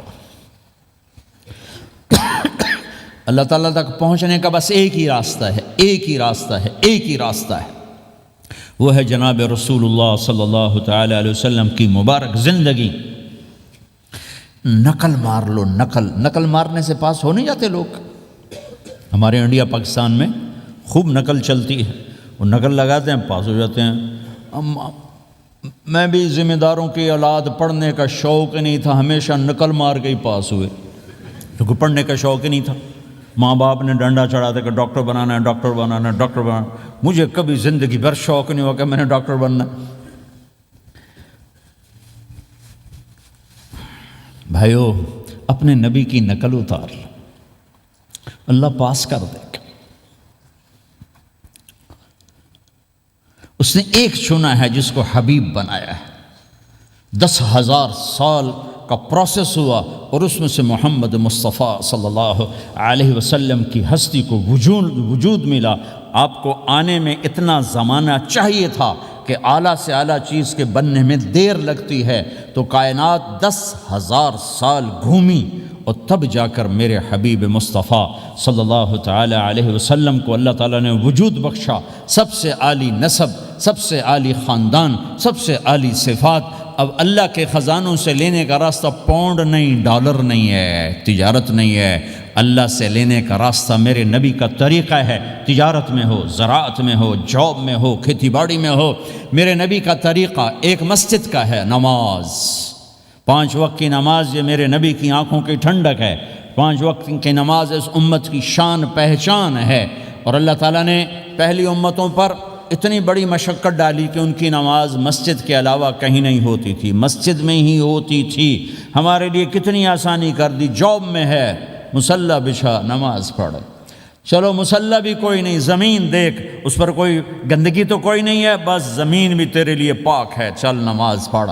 اور آسانی کر دی، پانی کوئی نہیں ہے، کوئی بات نہیں، مٹی میں ہاتھ مار، منہ پہ مل، پھر ایک ہاتھ مار، یوں کر، چل نماز پڑھ، میں تیری قبول کروں گا۔ یہ کسی امت کے ساتھ یہ نہیں ہوا، انہیں وضو ہی کرنا تھا چاہے پانی 50 میل پر موجود ہو۔ اور ہمارے لیے پانی کوئی نہیں ہے، چلو تیمم، مٹی میں ہاتھ ہمارا یوں کیا، پھر ہاتھ ہمارا ایک یوں کیا، ایک یوں کیا، چل بھائی اللہ اکبر، قبول۔ عمار بن یاسر رضی اللہ تعالیٰ عنہ سفر میں تھے، ان کو نہانے کی ضرورت ہو گئی، نائٹ فال ہو گیا، تو انہوں نے سوچا کہ ویسے تو آدمی کو وضو کی ضرورت ہوتی ہے تو خالی منہ پہ ہاتھ مارا اور یوں کونیوں تک، لیکن مجھے تو غسل کی ضرورت ہے، تو خالی اس سے تو کافی نہیں ہوگا۔ تو انہوں نے کپڑے اتارے، اکیلے تھے، ریت کے اوپر کبھی یوں لیٹے، کبھی یوں لیٹے، کبھی یوں لیٹے، 3-4 دفعہ یوں اور یوں رول ہوتے ہوتے پھر انہوں نے نماز پڑھی۔ آئے اللہ کے نبی کی بارگاہ میں، یا رسول اللہ مجھے رات کو نہانے کی ضرورت پڑ گئی۔ تو میں نے کہا وضو کے لیے تو خالی یہ 2 دفعہ کرنا کافی ہے، تو یہ تو نہانا تھا، تو میں تو ریت میں خوب رول ہوتا رہا۔ میرے نبی نے انما یکفیک ضربتان، ارے سیدھے بندے عمار، اس کے لیے بھی اتنا ہی کافی تھا کہ تو یوں کرتا اور یوں کرتا اور تو پاک ہو جاتا۔ اللہ نے اس نبی کے طفیل اس محبوب مصطفیٰ صلی اللہ علیہ وسلم کے طفیل اللہ نے کیا کیا سہولتیں اور آسانیاں ہمیں عطا فرمائیں۔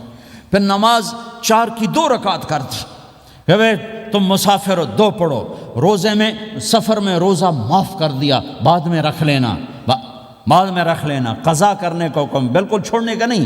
اور کہا کہ بھائی مریض ہو چھوڑ دو، مسافر ہو چھوڑ دو، اور نماز 2 رکعت کر دو، سنتیں چھوڑ دو۔ ابن عمر رضی اللہ تعالیٰ عنہ بیٹھے تھے تو انہوں نے 2 رکعت پڑھ کے بیٹھ گئے، تو ان کے خادم نے کہا سنتیں نفل نہیں پڑھو گے؟ کہا اگر پڑھنا تو 4 فرض پڑھتا میں، میرے اللہ نے معافی دی تھی تو میں کیوں پڑھوں؟ میرے نبی نے سفر میں سنتیں نہیں پڑھی کبھی، اپنی امت کو سہولت دینے، فجر کی سنتیں 2 پڑھتے تھے، اس کے علاوہ سنتیں نہیں پڑھیں تاکہ میری امت کو سہولت ہو، آسانی ہو۔ ایک دفعہ بارش ہو رہی تھی اور کوئی جگہ نہیں تھی نماز پڑھنے کے لیے، تو آپ نے اپنی اونٹنی کو آگے کیا اور اس پر بیٹھ گئے، بیٹھے ہی تھے، پیچھے صحابہ نے اونٹنیوں پر ہی صفیں بنائیں، اور یہ نماز اونٹنی پہ بیٹھ کر ادا کی گئی۔ بارش کے اندر نماز اونٹنی کے اوپر نماز بھی ہو گئی، رکوع بھی ہو گیا، سجدہ بھی ہو گیا، سلام بھی ہو گیا۔ پہلی امتوں کے لیے نہیں تھا، سجدہ ہی کرنا پڑے گا۔ یہ اللہ کے محبوب مصطفیٰ صلی اللہ تعالی علیہ وسلم کی طفیل، میرے اللہ نے ہم پہ فضل و احسان کیا، تو میرے نبی کی زندگی میں عبادات میں نماز سب سے اعلیٰ نظر آتی ہے، سب سے نمایاں نظر آتی ہے۔ اور پھر بازار میں، گھر میں، دفتر میں، ماحول میں میرے نبی کے اخلاق، یہ زندگی کا دوسرا روشن پہلو ہے۔ میرے نبی کی ساری زندگی 2 لفظوں میں آتی ہے، عبادت اخلاق، عبادت اخلاق، یا 2 اور لفظ، حقوق اللہ، حقوق العباد، حقوق اللہ، حقوق العباد۔ حقوق اللہ میں نماز سب سے اعلیٰ، اور حقوق العباد میں لوگوں کی برداشت کرنا، لوگوں سے درگزر کرنا، معاف کرنا، جھوٹ سے بچنا، دھوکے سے بچنا۔ میرے نبی سے پوچھا گیا یا رسول اللہ مسلمان کنجوس ہو سکتا ہے؟ ہم نے کہا ہو سکتا ہے۔ یا رسول اللہ مسلمان کمزور ہو سکتا ہے، بزدل ہو سکتا ہے، ڈرپوک ہو سکتا ہے؟ آپ نے کہا ہو سکتا ہے۔ یا رسول اللہ مسلمان جھوٹ بول سکتا ہے؟ آپ نے کہا نہیں، جھوٹ نہیں بول سکتا، جھوٹ نہیں بول سکتا۔ ہے میرے نبی نے فرمایا میرا امتی ہر گناہ کر سکتا ہے، پر ایک جھوٹ نہیں بولے گا، ایک دھوکہ نہیں دے گا۔ لیکن پوری دنیا میں سب سے زیادہ جھوٹ بولنے والا اور دھوکہ دینے والا وہ اس امت کا فرد بن چکا ہے۔ سب سے زیادہ دھوکہ دینے والے ہم بن گئے، سب سے زیادہ جھوٹ بولنے والے ہم بن گئے۔ اور میرے نبی نے فرمایا تھا کہ مسلمان جھوٹ نہیں بولتا، دھوکہ نہیں دیتا، ہر گناہ کر سکتا ہے، جھوٹ نہیں بولے گا، دھوکہ نہیں دے گا۔ یہ میرے نبی کی زندگی کا دوسرا پہلو ہے کہ سچائی پہ جمو۔ چند پیسے بچانے کے لیے جھوٹ بولنا، ٹیکس بچانے کے لیے جھوٹ بولنا، کتنے پاؤنڈ بچا لو گے؟ ادھر تمہارے سامنے سچ روشن کھڑا ہوا ہے۔ میرے نبی نے کہا الصدق ینجی والکذب یہلک۔ ادھر جھوٹ کھڑا ہے، ادھر جھوٹ کے ساتھ 4 پاؤنڈ بچیں گے، ادھر سچ کے ساتھ اللہ ملے گا، لے لو جو لینا ہے لے لو۔ ہاں، الا لعنت اللہ علی الکاذبین، جھوٹوں پہ اللہ کی لعنت۔ اس لعنت کے ساتھ 400 پاؤنڈ بچا لیے، 4000 بچا لیے، 4 ملین بچا لیے، 4 بلین بچا لیے، 4 ٹریلین بچا لیے، ساری دنیا کو بچا لیا، اور اوپر اللہ کی لعنت پڑی تو اللہ کی قسم گھاٹے کا سودا ہے۔ اور سچے ہو گئے، سچ بولا، یہ میں 100 پاؤنڈ کماتا ہوں، لے لو جو لینا ہے اس میں سے، یہ میں 1000 پاؤنڈ کماتا ہوں، لے لو جو لینا ہے، یہ میں 50,000 پاؤنڈ کماتا ہوں، لے لو جو لینا ہے۔ کہ مسلمان کی زبان سے جھوٹ نہیں نکلتا، سچ ہی بولتا ہے۔ آپ تشریف لے جا رہے ہیں، ایک آواز ہے یا رسول اللہ، آپ نے یوں دیکھا کوئی نظر نہیں آیا، پھر آواز ہے یا رسول اللہ، تو آپ نے دیکھا کہ ہرنی ڈیئر چھوٹی وہ کھڑی ہوئی، رسی میں بندھی، تو آپ نے کہا کیا ہوا؟ کہا جی آپ کا صحابی مجھے پکڑ کے لایا ہے، میرے چھوٹے چھوٹے بچے بھوک سے رو رہے ہوں گے، آپ مجھے چھوڑ دیں، میں بچوں کو دودھ پلا کے واپس آ جاتا، مجھے پتہ ہے میرے اللہ کی تقدیر میرے بارے میں کیا ہے۔ تو آپ نے کہا اگر تو واپس نہ آئی تو پھر؟ تو اس نے کہا مجھے اللہ جہنم میں ڈال دے۔ آپ نے اس کی رسی کھول دی، خود وہیں بیٹھ گئے۔ اس نے دوڑ لگائی اور پہاڑوں میں گم ہو گیا۔ تھوڑی دیر کے بعد وہ دوڑتی ہوئی آئی اور آ کے سر یا رسول اللہ میں حاضر ہو گیا۔ تو آپ نے اس کو باندھ کے وہیں آپ بیٹھ گئے نہیں۔ دیر کے بعد وہ صحابی آئے جنہوں نے اس کو شکار کیا تھا، پکڑا تھا، تو کہنے لگے، ان کا یا رسول اللہ آپ یہاں کیسے؟ کہ میں ایک درخواست لے کر آیا ہوں۔ کہ کیا؟ کہ یہ ہرنی مجھے ہدیہ کر دو۔ کہ یا رسول اللہ سب کچھ آپ کا ہے، کہ نہیں بس یہ ہدیہ کر دو۔ کہ یا رسول اللہ حاضر۔ تو آپ نے اس کو لے کر رسی اس کی گردن سے نکالی کہ جاؤ بچی اپنے بچوں کے پاس جا کے خوشی منا، سچ نجات دیتا ہے اور جھوٹ ہلاک کرتا ہے۔ ایک ہرنی جان کی بازی کھیل گئی سچ بولنے کے لیے، تم چند پونڈوں پہ جھوٹ بولتے ہو، ایمان کو برباد کر کے رکھ دیتے ہو۔ مسلمان جھوٹ نہیں بولتا، مسلمان دھوکہ نہیں دیتا، مسلمان کی زبان سے سخت بول نہیں نکلتا، کسی کو بے عزت نہیں کرتا، کسی کو کی بے اکرامی نہیں کرتا، کسی کا دل نہیں توڑتا، کسی کو ذلیل نہیں کرتا، خود سہتا ہے، اوروں کو خوشیاں دیتا ہے، خود دکھ سہتا ہے، اوروں کو راحت دیتا ہے، خود تکلیف سہتا ہے۔ یہ میرے نبی کے اخلاق ہیں، یہ میرے نبی کی زندگی ہے، اور یہ اسلام کا سب سے بڑا چیپٹر ہے اور سب سے مشکل چیپٹر ہے۔ جب میرے نبی نے لمبی نمازیں پڑھی تو اللہ نے روک دیا کہ میرے حبیب ما انزلنا علیک القرآن لتشقى، اتنی لمبی نماز نہ پڑھ کے تو تھک جائے۔ میرے نبی نے تبلیغ میں زور دکھایا تو اللہ نے روک دیا، فَلْتَذْهَبْ نَفْسُكَ عَلَيْهِمْ حَسَرَاتٍ، میرے نبی اتنا غم نہ کر کے آپ خود ہی آہیں بھرتے بھرتے آپ مر جائیں۔ میرے نبی نے مال سارا خرچ کیا، اللہ نے اس سے بھی روک دیا، وَلَا تَبْسُطْهَا كُلَّ الْبَسْطِ فَتَقْعُدَ مَلُومًا مَحْسُورًا، اتنا خرچ نہ کریں کہ آپ خود پھر دکھی ہو کے بیٹھ جائیں۔ خرچ کرنا بہت بڑا عمل، تبلیغ سب سے سارے عملوں کا سردار عمل، تبلیغ سے بڑا کوئی کام ہوتا تو اللہ نبیوں کو دیتا، اگر تبلیغ سے بڑھ کر کوئی کام ہوتا تو اللہ نبیوں کو دیتا، گشت سے بڑھ کر کوئی محنت ہوتی تو اللہ نبیوں کو دیتا۔ 950 سال نوح علیہ السلام گشتی کر رہے ہیں، اور اللہ کی مان لو، اللہ کی مان لو، اتنا عظیم عمل کا میرے نبی درمیانہ نماز سب سے بڑی عبادت، میرے نبی درمیانہ کام، لیکن جب میرے نبی نے اخلاق اچھے کیے، دشمن کو معاف کرنا۔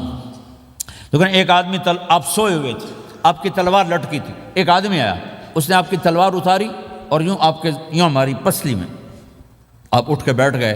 اب وہ قتل کے ارادے کے لیے آ چکا ہے اور تلوار یہاں ہے، کہتا من یمنعک منی، اب بول تمہیں کون بچائے گا؟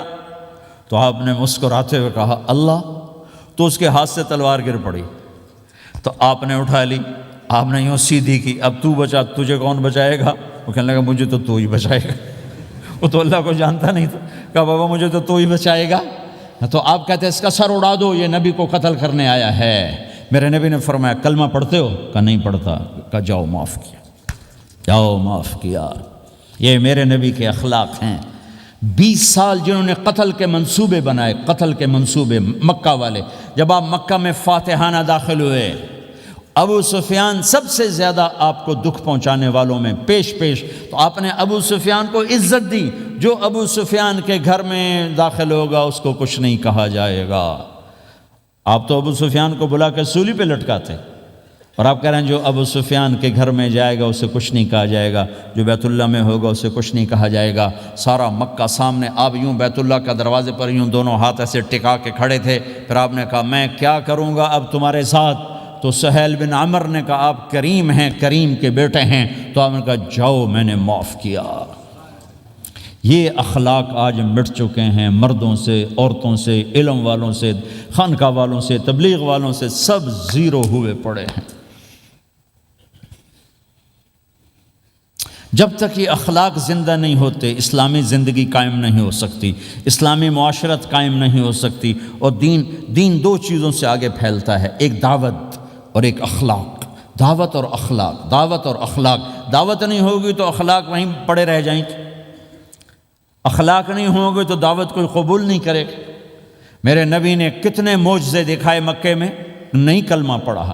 بدر میں ان کے 70 مارے گئے، فرشتوں کو دیکھا، جبریل کے گھوڑے کی آواز سنی، کلمہ نہیں پڑھا۔ خندق میں شکست ہوئی، کلمہ نہیں پڑھا۔ پانی نکلتے دیکھا انگلیوں سے، کلمہ نہیں پڑھا۔ ایک بکرے کا ایک بازو پکایا، ایک بازو بکرے کا، ایک اگلا جو بازو ہوتا، اور 40 آدمیوں نے کھانا کھایا اور ایک بوٹی کم نہیں ہوئی، ایک بوٹی کم نہیں ہوئی، کلمہ نہیں پڑا۔ لیکن جب میرے نبی نے کہا جاؤ معاف کیا تو سارے ہی کلمہ پڑ گئے کہ واقعہ یہ اخلاق نبی کے ہو سکتے۔ حنین کی جنگ میں جب بھاگے لوگ، شکست ہوئی، تو ایک صحابی کا بھاگتے ہوئے پاؤں ہمارے نبی کے پاؤں پر آیا، اور جوتا سخت تھا، تو آپ نے کہا اوجعتنی، اور آپ کے ہاتھ میں چھڑی تھی، آپ نے اس کو یوں ماری، کہا اوجعتنی، ارے تو نے مجھے کتنا زیادہ درد پہنچایا، دکھ پہنچایا۔ وہ بیچارے پگھل کے رہ گئے اور پریشان ہو گئے، اور فرماتے ہیں سارا دن میں پریشان، ساری رات پریشان کہ اللہ کے نبی کو میں نے تکلیف پہنچائی، اب میرا کیا بنے گا۔ اگلا دن ہوا تو اعلان ہو رہا تھا بھائی جس کا پاؤں نبی کے پاؤں پہ آیا تھا اس کو اللہ کے نبی بلا رہے ہیں۔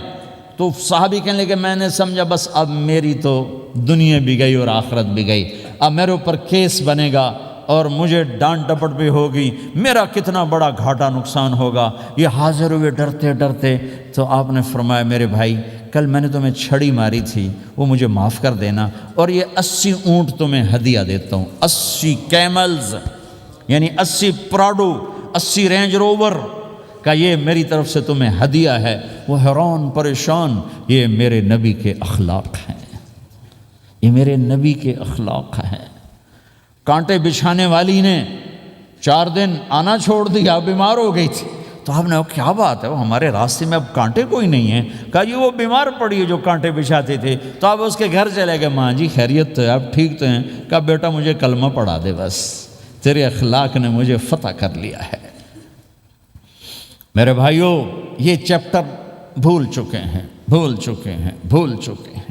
جب تک یہ چیپٹر زندہ نہیں ہوگا زندگی اسلامی نہیں بنے گی، معاشرہ اسلامی نہیں بنے گا، اور آگے قوموں کے لیے اسلام کا دروازہ نہیں کھلے گا۔ ہمیں معاف کرنا آتا ہو، ہمیں گالی دینے والے کو دعا دینا آتا ہو، غیبت کرنے والے کی تعریف آتی ہو، اور غیبت کرنے سے، غیبت سننے سے اپنے آپ کو ایسے بچاؤ جیسے زہر سے بچاتے ہو، اسے آگ سے بچاتے ہو۔ ایک دوسرے کو نفرت کا بول نہ بولو ورنہ ساری زندگی تباہ و برباد ہو جائے گی۔ میرے رب کی قسم، میرے نبی نے کہا ایک زبان کا بول انسان بولتا ہے اور جہنم کی گہرائیوں میں گر جاتا ہے، اور ایک زبان کا بول انسان بولتا ہے اور جنت کے درجات پر چڑھ جاتا ہے۔ یہ زبان بہت طاقتور چیز ہے، میں ہر بیان میں اس کو دہرا رہا ہوں کہ جتنا یہ عمل ختم ہو چکا ہے اتنا کوئی عمل بھی نہیں ختم ہوا ہے۔ میرے نبی نے فرمایا معاذ تمہیں سارے دین کا خلاصہ بتاؤں؟ معاذ الا انبئک بملاک ھذا کلہ، میں تمہیں پورے دین کا خلاصہ بتاؤں؟ کون معاذ؟ کون معاذ جس کے ہاتھ میں علماء کا جھنڈا ہوگا؟ کون معاذ؟ میں ابھی مئی میں ان کے اردن اجتماع میں گیا، آگے ان کے اربد میں گئے، آگے وہاں ان کا مقبرہ ہے 18 کلومیٹر، میں گیا کمرے میں داخل ہوا تو سارا کمرہ خوشبو سے مہک رہا تھا، اور مجھے ایک شخص نے بتایا یہ خوشبو 24 گھنٹے یہاں آتی رہتی ہے۔ جن کو 18 ہجری میں انتقال ہوا، 1417 سال ہو گئے مرے ہوئے، اور قبر سے خوشبو آ رہی، خوشبو آ رہی، خوشبو آ رہی۔ اس آدمی کو سمجھایا کیسے اور بتایا کیا؟ معاذ تمہیں سارے دین کا خلاصہ بتاؤں؟ کہا جی بتائیں۔ تو آپ نے یوں کیا، اپنی زبان نکالی اور اس کو پکڑا انگلی سے، پھر کہا کف ھذا، معاذ اس زبان پہ قابو پا جا، یہ پورا دین ہے۔ یہ زبان آج کھل گئی ہے، کھل گئی ہے۔ حضرت لقمان علیہ السلام کا فرمان ہے بیٹا میں چپ رہنے پہ کبھی نہیں پچھتایا، میں ہمیشہ اپنے بول پہ پچھتایا ہوں۔ معاذ نے کہا یا رسول اللہ زبان کے بول پہ پکڑ ہوگی؟ کہ تیرا بھلا ہو جائے معاذ، سب سے زیادہ جہنم میں دھکا دینے والی زبان ہوگی۔ اور ایک صحابی ہیں ابو دجانہ۔ کون ابو دجانہ؟ السابقون الاولون من المہاجرین والانصار، اس میں پہلی صف کے صحابہ۔ کون ابو دجانہ؟ جب آپ حج پر گئے تو اپنی جگہ مدینے کا امیر ابو دجانہ کو بنایا۔ ابو دجانہ حج میں شریک نہیں ہوئے کہ آپ نے اپنی جگہ ان کو اپنا نائب بنا کے وہاں کھڑا فرمایا ابو دجانہ میری جگہ پر مدینے کا امیر ہے، یہ وہ ابو دجانہ ہیں۔ کون ابو دجانہ؟ جو جنگ بدر سے لے کر آخری حج تک ہر سفر میں شریک ہیں، ہر سفر میں شریک ہیں۔ ان کی ایک بات میں بتانا چاہتا ہوں، پہلے تھوڑی سی ان کی ہسٹری بتانا چاہتا ہوں۔ کون ابو دجانہ؟ احد کی جنگ میں آپ نے تلوار اٹھائی، کہ اس تلوار کو کون لے گا؟ کئی صحابہ کھڑے ہو گئے۔ آپ نے کہا اس تلوار کا حق کون ادا کرے گا؟ سارے بیٹھ گئے، 3 آدمی کھڑے رہے، ایک زبیر بن عوام، ایک عمر بن خطاب، ایک ابو دجانہ۔ ان کا نام ہے سماک بن خرشنہ، سماک بن خرشنہ ان کا نام ابو دجانہ سے مشہور ہے۔ تو آپ نے تلوار نہ عمر کو دی، نہ زبیر کو دی، ابو دجانہ کو دی تھی۔ تو عمر رضی اللہ عنہ نے تو محسوس نہیں کیا، حضرت زبیر نے محسوس کیا کہ اس کو کیوں دی، مجھے کیوں نہیں دی؟ میں مہاجرین میں سے ہوں، میں پھوپھی کا بیٹا ہوں، میں اس سے دلیری میں کم نہیں ہوں۔ بلکہ حضرت زبیر کی دلیری کی تو دھاک تھی، جدھر سلوار چلتی تھی کاٹتی چلی جاتی تھی، کہنے کہ میں دیکھوں گا یہ کیا کرتا ہے۔ تو ابو دجانہ کے پیچھے پیچھے زبیر ہو لیے۔ تو ابو دجانہ نے جو حملہ کیا تو 3000 کا لشکر تھا، اس کو چیر کے پار نکل گئے، پورے لشکر کو کاٹ کے پار نکل گئے۔ اور آگے عورتیں کھڑی تھیں جو مکے کے لشکر کو تیار کر رہی تھیں، نحن بنات طارقی نمشی علی النمارقی مشی القتل بوارقی المسک فی المخالقی المسک فی المفارقی والدر فی المخالقی ان تقبلوا نعانقی وتدبروا نفارقی فراق غیر وامقی۔ یہ گانا گا رہی تھیں اور ان کو تیار کر رہی تھیں۔ تو جب ابو دجانہ کی تلوار نظر آئی تو سب بھاگیں، ہندا پکڑی گئی۔ تو آپ نے یوں اپنی تلوار ہندا کے سر پر رکھی، انہوں نے چیخ ماری، تلوار ہٹا لی۔ تو زبیر پیچھے پیچھے کہ یہ کیا کیا ہے؟ جنگ میں اگر کوئی عورت حصہ لے اسے مارنا جائز ہے، ویسے جائز نہیں ہے، عورت کو، بچے کو، بوڑھے کو ہاتھ لگانا جائز نہیں ہے۔ تو انہوں نے کہا تلوار کیوں نہیں چلائی؟ کہا میرے محبوب کی تلوار ہے، عورت کے خون سے رنگین کر کے اس کی شان نہیں گھٹانا چاہتا، یہ میرے نبی کی تلوار۔ پھر واپس ہوئے، پھر اٹیک کیا اور پھر مجمع کو چیر دیا۔ سامنے ایک آدمی آ رہا تھا ہاتھی کی طرح، اتنا لمبا موٹا تازہ۔ تو زبیر کہنے لگے میرے جی میں آیا کبھی اس کی ٹکر ہونا، پھر میں دیکھوں ابو دجانہ کیا چیز ہے۔ تو اللہ کا کرنا ایسا ہوا، ابو دجانہ دونوں آمنے سامنے ہو گئے۔ تو وہ ایسے شاہ سوار تھے کہ دونوں طرف کے لشکر ذرا تھم گئے اور وہ دونوں بھڑ گئے۔ ابو دجانہ کے اپنے جوہر، اس پہلوان کے اپنے جوہر، غبار اٹھا، مٹی اٹھی، اور اس کی اپنی طاقت، ان کی اپنی طاقت، انہوں نے ابو دجانہ کو اس نے زخمی کر دیا۔ ابو دجانہ نے جو جوش میں آ کے ماری تلوار، اس کو لگی یہاں، تو اتنی طاقت سے لگی کہ اس کے نیچے اتر کر 2 ٹکڑوں میں تقسیم کر دی۔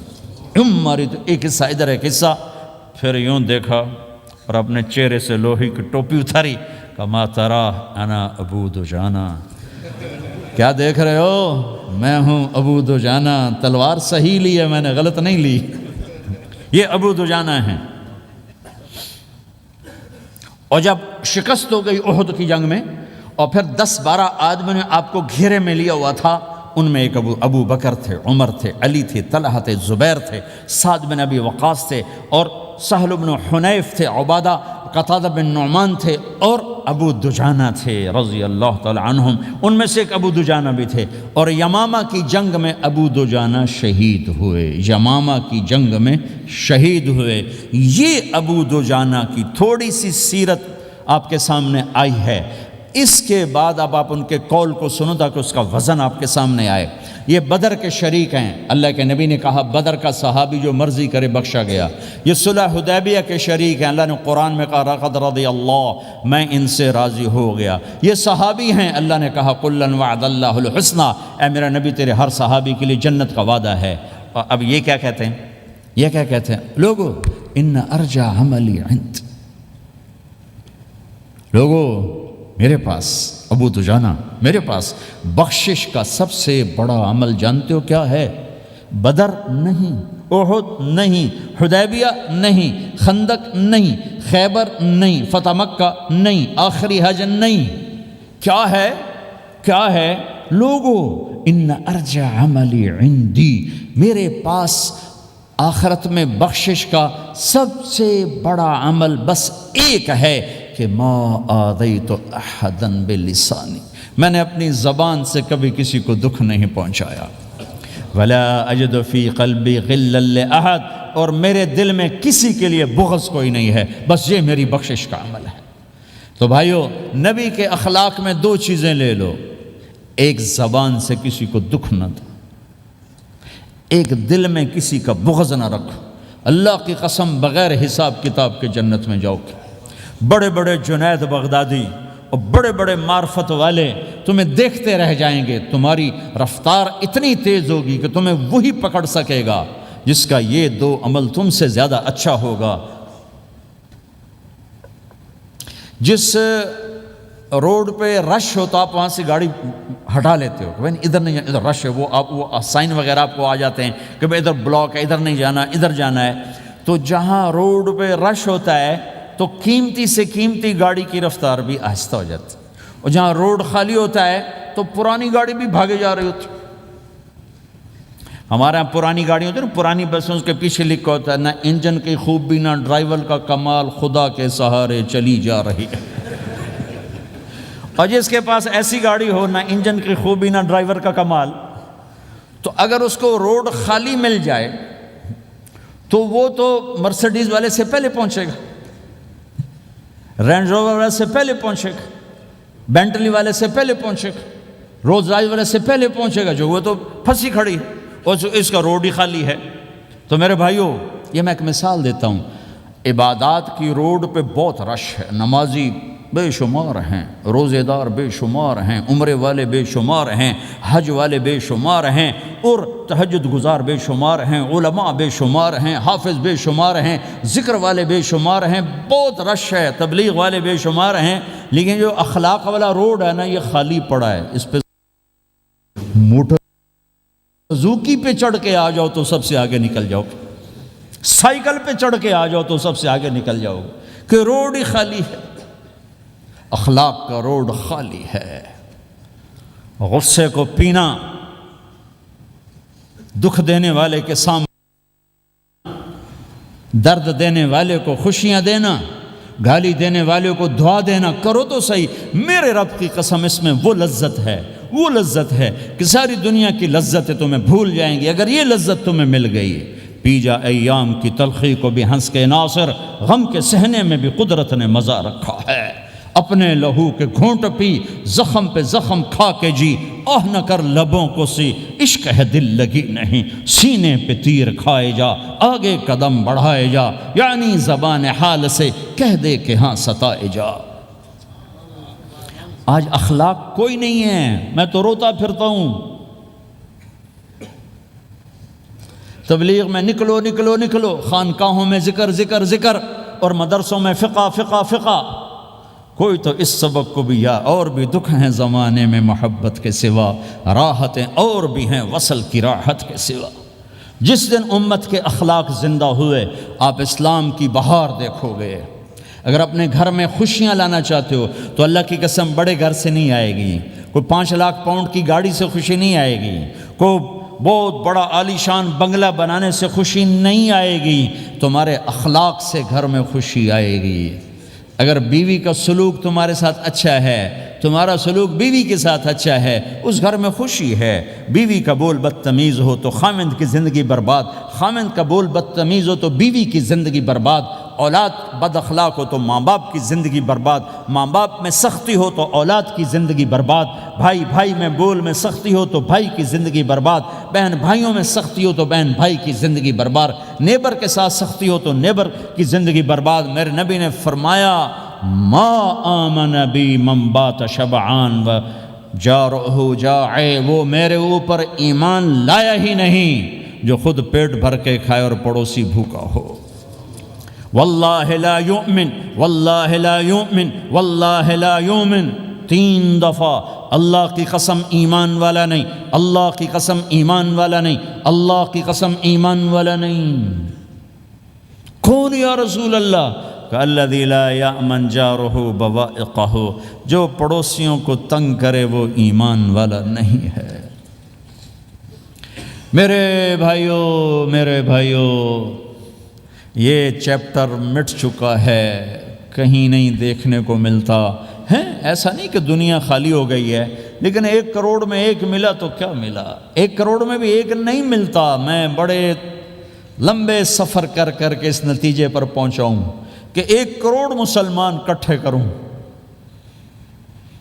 اس میں لاکھوں تہجد گزار ہوں گے، لاکھوں 5 وقت کے نمازی ہوں گے، اس میں لاکھوں عمرے حج کرنے والے ہوں گے، اس میں لاکھوں علماء حفاظ ہوں گے، لیکن شاید اخلاق والا ایک بھی نہ، ایک بھی نہ۔ اپنی زندگی کو اگر سکھ دینا ہے، چیزوں کے پیچھے نہ دوڑو، اخلاق بناؤ۔ مقدر کی چیزیں ملیں گی، کمائیوں میں حلال لاؤ، حرام سے بچو، سچ پہ آؤ، جھوٹ سے بچو، دھوکہ نہ دو کسی کو، ورنہ زندگی ویران ہو جائے گی۔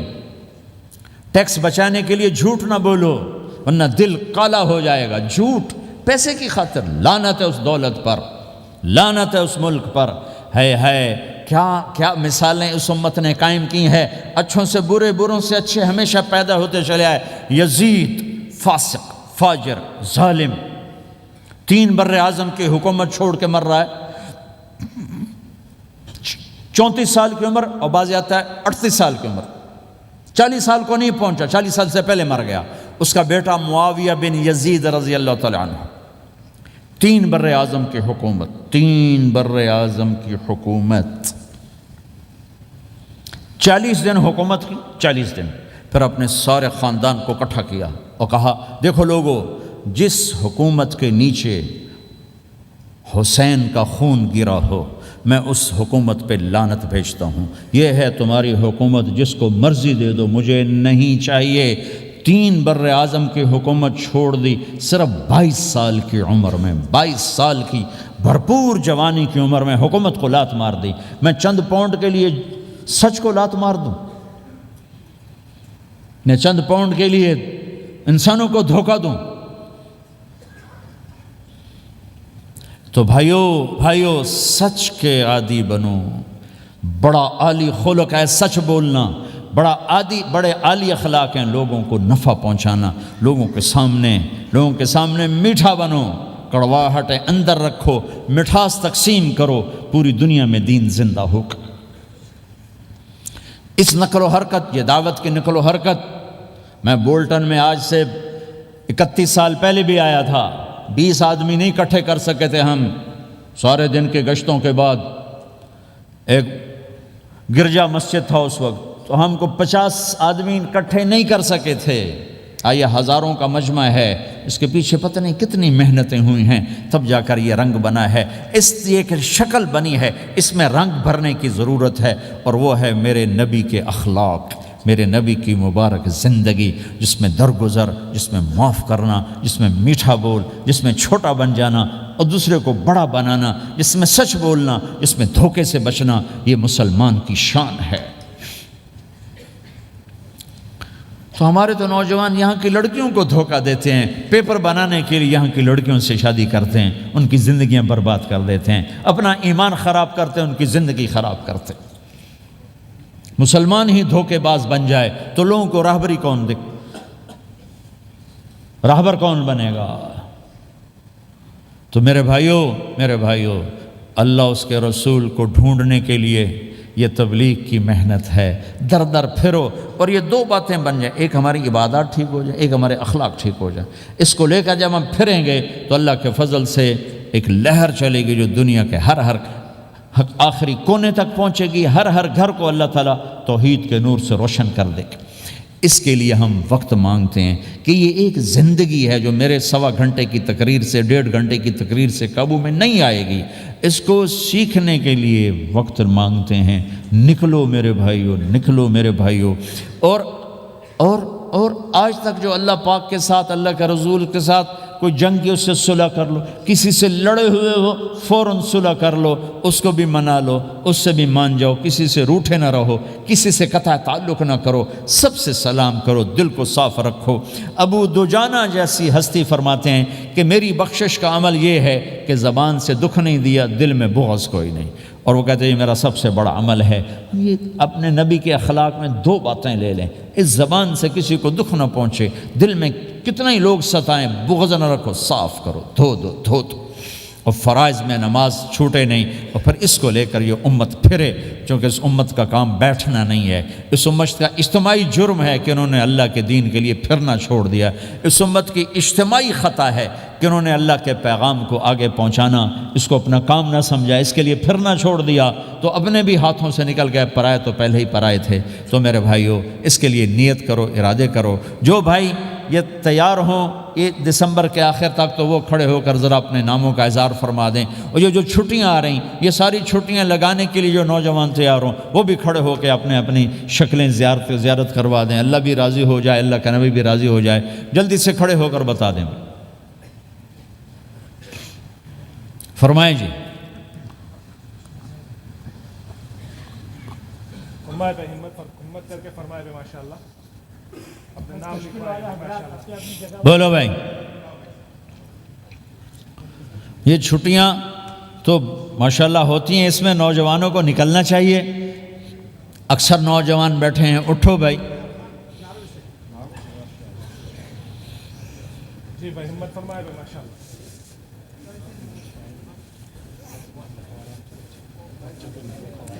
جلدی فرمائے بھائی، جلدی فرمائے۔ ایسے نہیں ہوگا، پہلے 4 مہینے دینا پھر سنوں گا۔ بیٹھ جاؤ، یہاں سوال نہیں کیا جاتا بھائی۔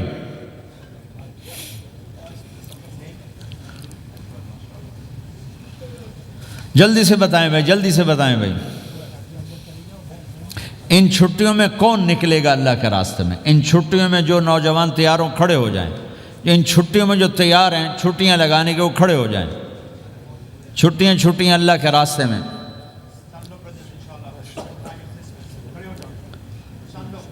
ہاں بھائی فرمائیں جی، فرمائیں جی بھائی۔ اور آپ کے لیے آسان کر دیتا ہوں، آج کیا تاریخ ہے بھائی؟ 22 نومبر۔ اگلے سال 22 نومبر تک اللہ زندگی رکھے، جو بھائی چلے 4 مہینے کے لیے تیار ہوں وہ کھڑے ہو جائیں۔ 1 سال کے اندر، 1 سال کے اندر انشاءاللہ ہم جائیں گے، وہ بھائی کھڑے ہو جائیں۔ 1 سال کے اندر انشاءاللہ ہم نے جانا ہے، ترتیب بنانی ہے، وہ کھڑے ہو جائیں۔ زندگی میں جو کہیں گے ہم نکلیں گے وہ بھی کھڑے ہو جائیں۔ چلو سارے بیریئر ہٹا دیتا ہوں، لو بھائی سب کی تشکیل ہو، بیٹھ جاؤ بھائی ماشاءاللہ، بیٹھ جاؤ بھائی، بیٹھ جاؤ بھائی، بیٹھ جاؤ بھائی۔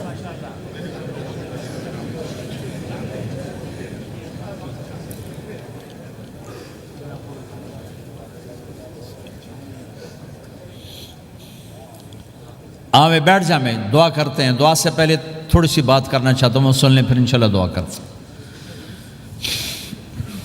مسلمان کی زندگی چلتے پھرتے دعوت ہے، مسلمان کی زندگی چلتی پھرتی دعوت ہے۔ اگر اسلام ہماری زندگی میں ہو، عبادات ایسی چیزیں جو نظر نہیں آتی، اخلاق ایسے چیزیں جو چھپ نہیں سکتی۔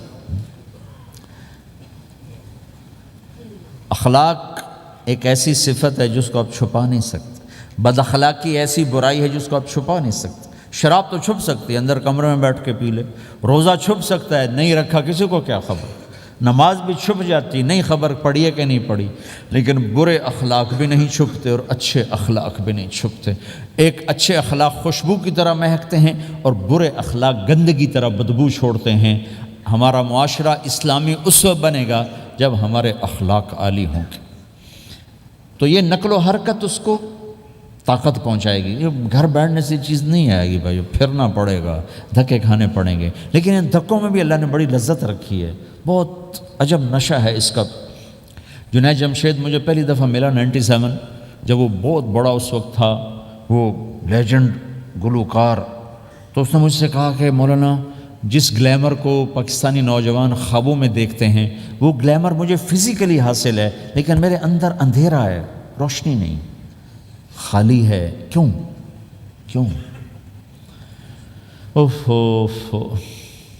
میں نے کہا تمہارے سیدھے گھٹنے میں درد ہو، تم الٹے گھٹنے میں دوا لگاؤ تو فائدہ ہوگا، کہنے کا نہیں۔ میں نے کہا اندھیرا تمہاری روح میں ہے اور تم روشن کر رہے ہو جسم کو، کبھی میوزک سے، کبھی کسی چیز سے، کبھی کسی چیز سے، تو عورت، شراب، میوزک، ان کا روح میں کوئی واسطہ ہی نہیں، یہ روح تک جاتی نہیں، ان کی پینیٹریشن جسم تک ہے اور جسم کو کنٹرول روح کرتی ہے۔ جب روح میں بھوک اٹھتی ہے تو وہ پریشانی میں کی شکل میں ظاہر ہوتی ہے. تم اللہ سے تعلق بنا لو، یہ سب کچھ ٹھیک ہو جائے گا. پھر جب اس نے 3 چیلے شروع کیے تو اس کا مجھے فون آیا. ہمارا ایک شہر ہے چھوٹا سا، زلزلے میں ختم ہو گیا تھا، بالا کوٹ. تو اس کا مجھے وہاں سے فون آیا کہ مولانا میں ایک پرانی مسجد میں ایک پھٹی ہوئی چٹائی پر لیٹا ہوا ہوں، اور جس سکون کو میں 5 سٹارز ہوٹل میں دیکھتا تھا، ڈھونڈتا تھا، وہ آج مجھے یہاں مل چکا ہے. اور مجھے یوں لگتا ہے میں ہوا میں اڑ جاؤں گا، میں ہوا میں اڑ جاؤں گا. کیا ہوا کہ اللہ سے تعلق بنا اور روح میں سکون آ گیا، ٹھنڈک آ گئی. تو ایک گناہوں سے بچنا اور ایک فرائض کو پورا کرنا، ایک اپنے اخلاق کو ٹھیک کرنا، یہ چند ایک کام ہیں جو کر لے گا اللہ اسے آباد کر دے گا. جہاں ہو نماز نہ چھوٹے، رمضان آ جائے روزے نہ چھوٹیں، زکوٰۃ فرض ہو جائے خوشی سے ادا کریں، اپنی کمائیوں کو حلال پہ لائیں، غلط کاغذات سے، غلط پیپر سے، غلط ہیرا پھیری سے پیسہ نہ بنائیں. یہ پیسہ تباہی کے سوا کچھ نہیں لاتا. اپنی حلال کمائی کرو، کہ میرے نبی کا فرمان ہے جو صبح سے شام تک حلال کمانے میں تھکتا ہے اس دن کے سارے گناہ معاف ہو جاتے. سعد بن معاذ بیٹھے تھے، ان کے ہاتھوں پر اللہ کے نبی کی نظر پڑی تو ہاتھ بڑے سخت تھے. تو آپ نے کہا سعد تیرے ہاتھ اتنے سخت کیوں ہیں؟ کہا جی میں اپنے باغ میں خود کام کرتا ہوں، اس سے یہ سخت ہو گئے. تو آپ نے سعد کا ہاتھ پکڑا اور ایسے چوما اور کہا اپنے بچوں کو حلال کھلانے میں بچوں کو حلال کھلانے میں جو ہاتھ ایسا ہو جائے گا اس پہ جہنم کی آگ حرام ہو جائے گی.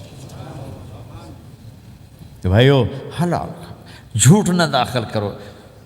چاہے کتنے بڑے مفتی فتویٰ دیں کہ ٹیکس بچانے کے لیے جھوٹ بولنا جائز ہے، میں کہتا ہوں نہیں، سچ. 2 سودے ہیں، ایک طرف چند 100 پاؤنڈ ہیں، ایک طرف سچ ہے. جس کو لینا ہے لے لو. سچ کو لوگے تو اللہ کے قدموں میں چلے جاؤ گے، اللہ کے حبیب کی چھاؤں میں چلے جاؤ گے، اللہ کی چھاؤں میں چلے جاؤ گے. جھوٹ، ہاں صرف جھوٹ بولنا جائز ہے. 2 بھائی لڑ پڑے، ان میں صلح کرانے کے لیے جھوٹ بولنا جائز. میاں بیوی لڑ پڑیں تو بیوی کو منانے کے لیے خامند جھوٹ بول سکتا ہے، خامند کو منانے کے لیے بیوی جھوٹ بول سکتی. اس کے علاوہ جھوٹ نہیں ہے. سچ کے ساتھی بنو. اللہ کی قسم وہاں سے رزق آئے گا جہاں سے وہم و گمان بھی نہیں. پھر آپ اس حکومت کو دھوکہ دیتے ہو جو آپ کی ہمدرد. ہماری حکومتیں تو خود بھی چور ہیں تو ان کو چور پڑے ہوئے، چوروں کو چور پڑے ہوئے. تمہاری حکومتیں تو چور نہیں ہیں تو تم پہ خرچ کرتے ہیں. ان سے بینیفٹ لینا ہو تو پیچھے ہو، ان کو ٹیکس دینا ہو تو کدھر لکھا ہے شریعت میں ٹیکس دینا جائز ہے؟ کیا لکھا ہوا ہے؟ آگے مفتی بھی بیٹھے ہوئے فتوے دینے کے لیے. جب ان سے نفع اٹھاتے ہو تو ان کو نفع پہنچاؤ، ان سے سہولتیں لیتے ہو ان کو سہولت پہنچاؤ. یہ تمہارے خرچ کرنے میں دیانتدار ہیں، ان کے ساتھ بددیانتی نہ کرو.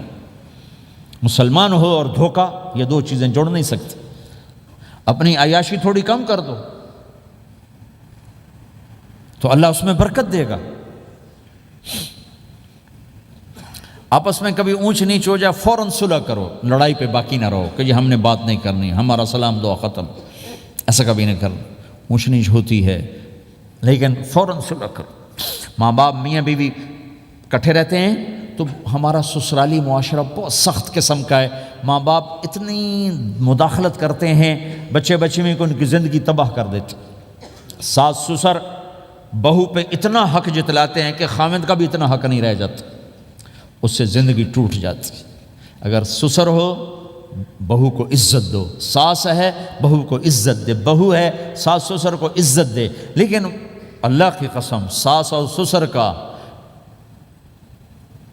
بہو پہ کوئی شرعی حق کوئی نہیں. میرے بچے کی شادی ہوئی، میں نے اپنی بیوی سے کہا بات سنو، ہم کسی کی بیٹی کو لے کے آ رہے ہیں، اگر ماں بن کے دکھاؤ گی تو میں یہاں اس کو لاؤں گا، اور اگر ماں بن کے نہیں دکھانا تو میں اس کو الگ گھر دیتا ہوں تاکہ ہم اس کی زندگی میں دخل انداز نہ ہوں، ہم ان کی زندگی کو خراب نہ کریں. اگر کسی کے پاس الگ گھر دینے کی وسعت نہیں ہے تو وہ خود تو الگ ہو سکتا ہے کہ نہیں ہو سکتا؟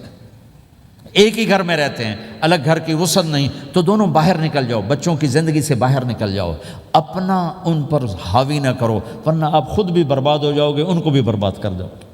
کتنی طلاقوں کے پیچھے ساس اور سسر ہیں، کتنی طلاقوں کے پیچھے میاں بیوی کی آپس کی بدتمیزی ہے کہ اس ماحول میں برداشت کرنے کا رواج ہی ختم ہو گیا۔ برداشت نہیں کرنا، بڑا نقصان سہنا ہے، چھوٹا نہیں سہنا۔ ڈائمنڈ کیسے بنتا ہے؟ ڈائمنڈ کاربن ہے، وہ ڈائمنڈ کیسے بنتا ہے؟ وہ پریشر کو برداشت کرتا، اللہ چمکا کے اسے ڈائمنڈ بنوا دیتا۔ تو نوجوانوں کے ذمے ہے کہ اپنی بیوی کو پروٹیکشن دیں ماں باپ سے۔ ماں باپ زیادتی کریں، سامنے آ جائیں، ہاتھ جوڑیں، پاؤں پکڑیں، بدتمیز نہ ہوں کہ ابا جی میں آپ کا حکم، اب مجھے اس کا کیا کرنا ہے، اماں جی اب مجھے فرمائیں میں کیا کرنا ہے، میرے ذمے ہے، اس کے ذمے نہیں ہے۔ بیوی زیادتی کرنے لگے تو اس کے سامنے ہو جاؤ، دیکھو بیگم یہ تیرا میرا رشتہ ٹوٹ سکتا ہے، ماں باپ کا رشتہ ٹوٹ نہیں سکتا ہے۔ ماں باپ کا وہ رشتہ ہے جسے توڑا نہیں جا سکتا، نکاح تو ایک بول پہ ٹوٹ جاتا ہے۔ میں تیری ہر ضرورت پوری کروں گا لیکن تو میرے ماں باپ کے لیے تکلیف کا باعث نہ بن۔ یہ مرد کی ذمہ داری ہے، ہم یہ معاشرہ بھلا چکے ہیں۔ ہمارے پڑوسی ذمہ دار تھے، ان کے بچے کے نکاح میں گیا تو وہ مجھ سے کہنے لگے مولانا میری بیگم نے مجھ سے کہا کہ دیکھو ہم زندگی گزار چکے ہیں، اب یہ بچے زندگی شروع کرنے لگے ہیں، تو پہلے میرے بیٹے کے لیے الگ گھر بنا اور اس کی بیوی کی ڈولی کو وہاں لے کے آ، میرے گھر میں نہ لانا کہ ایسا نہ ہو ہم میاں بیوی بچوں کی زندگی خراب کر دیں۔ تو پہلے میں نے بیٹے کا گھر بنایا ہے، اب اس کی شادی کر رہا ہوں، اس کی بیوی کی ڈولی وہاں اترے گی، میرے گھر میں نہیں اترے گی کہ ہم دونوں میاں بیوی کہیں ان کو خراب نہ کر بیٹھے۔ تو ہر آدمی کے پاس تو اتنے وسائل نہیں ہیں کہ وہ الگ گھر دے، لیکن یہ وسائل تو سب کے پاس ہیں کہ ان کی زندگی سے نکل جائے۔ ہاں ان میں کوئی کھٹ پٹ ہو جائے تو صلح کرانے آئیں، لیکن ہوتا کیا ہے کہ لڑکے کے ماں باپ اپنے بیٹے کے حمایتی ہوتے ہیں، لڑکی کے ماں باپ اپنی بیٹی کے حمایتی ہوتے ہیں اور آپس میں جنگ شروع ہو جاتی۔ نہ یہ نیچے ہوتا ہے نہ وہ نیچے ہوتا ہے۔ نئی شادی ہوتی، زندگی گزارنے کا پتہ نہیں ہوتا، ٹھوکریں کھاتے ہیں تو ان کو سنبھالنے کی ضرورت ہوتی ہے، لیکن ہوتا کیا ہے کہ ماں باپ اپنے بیٹے کے کان میں نہ بیوی کی شکایتیں لگاتے رہے، یہ کرتی ہے، یہ کرتی ہے، یہ کرتی ہے، اور وہ بچی کو اس کے ماں باپ کہتے رہے یہ کرتے ہیں، یہ کرتے ہیں، یہ کرتے ہیں۔ زبان پر ٹیپ لگا لو تو آپ کی زندگی روشن ہو جائے گی، آپ کا جیون خوبصورت ہو جائے گا۔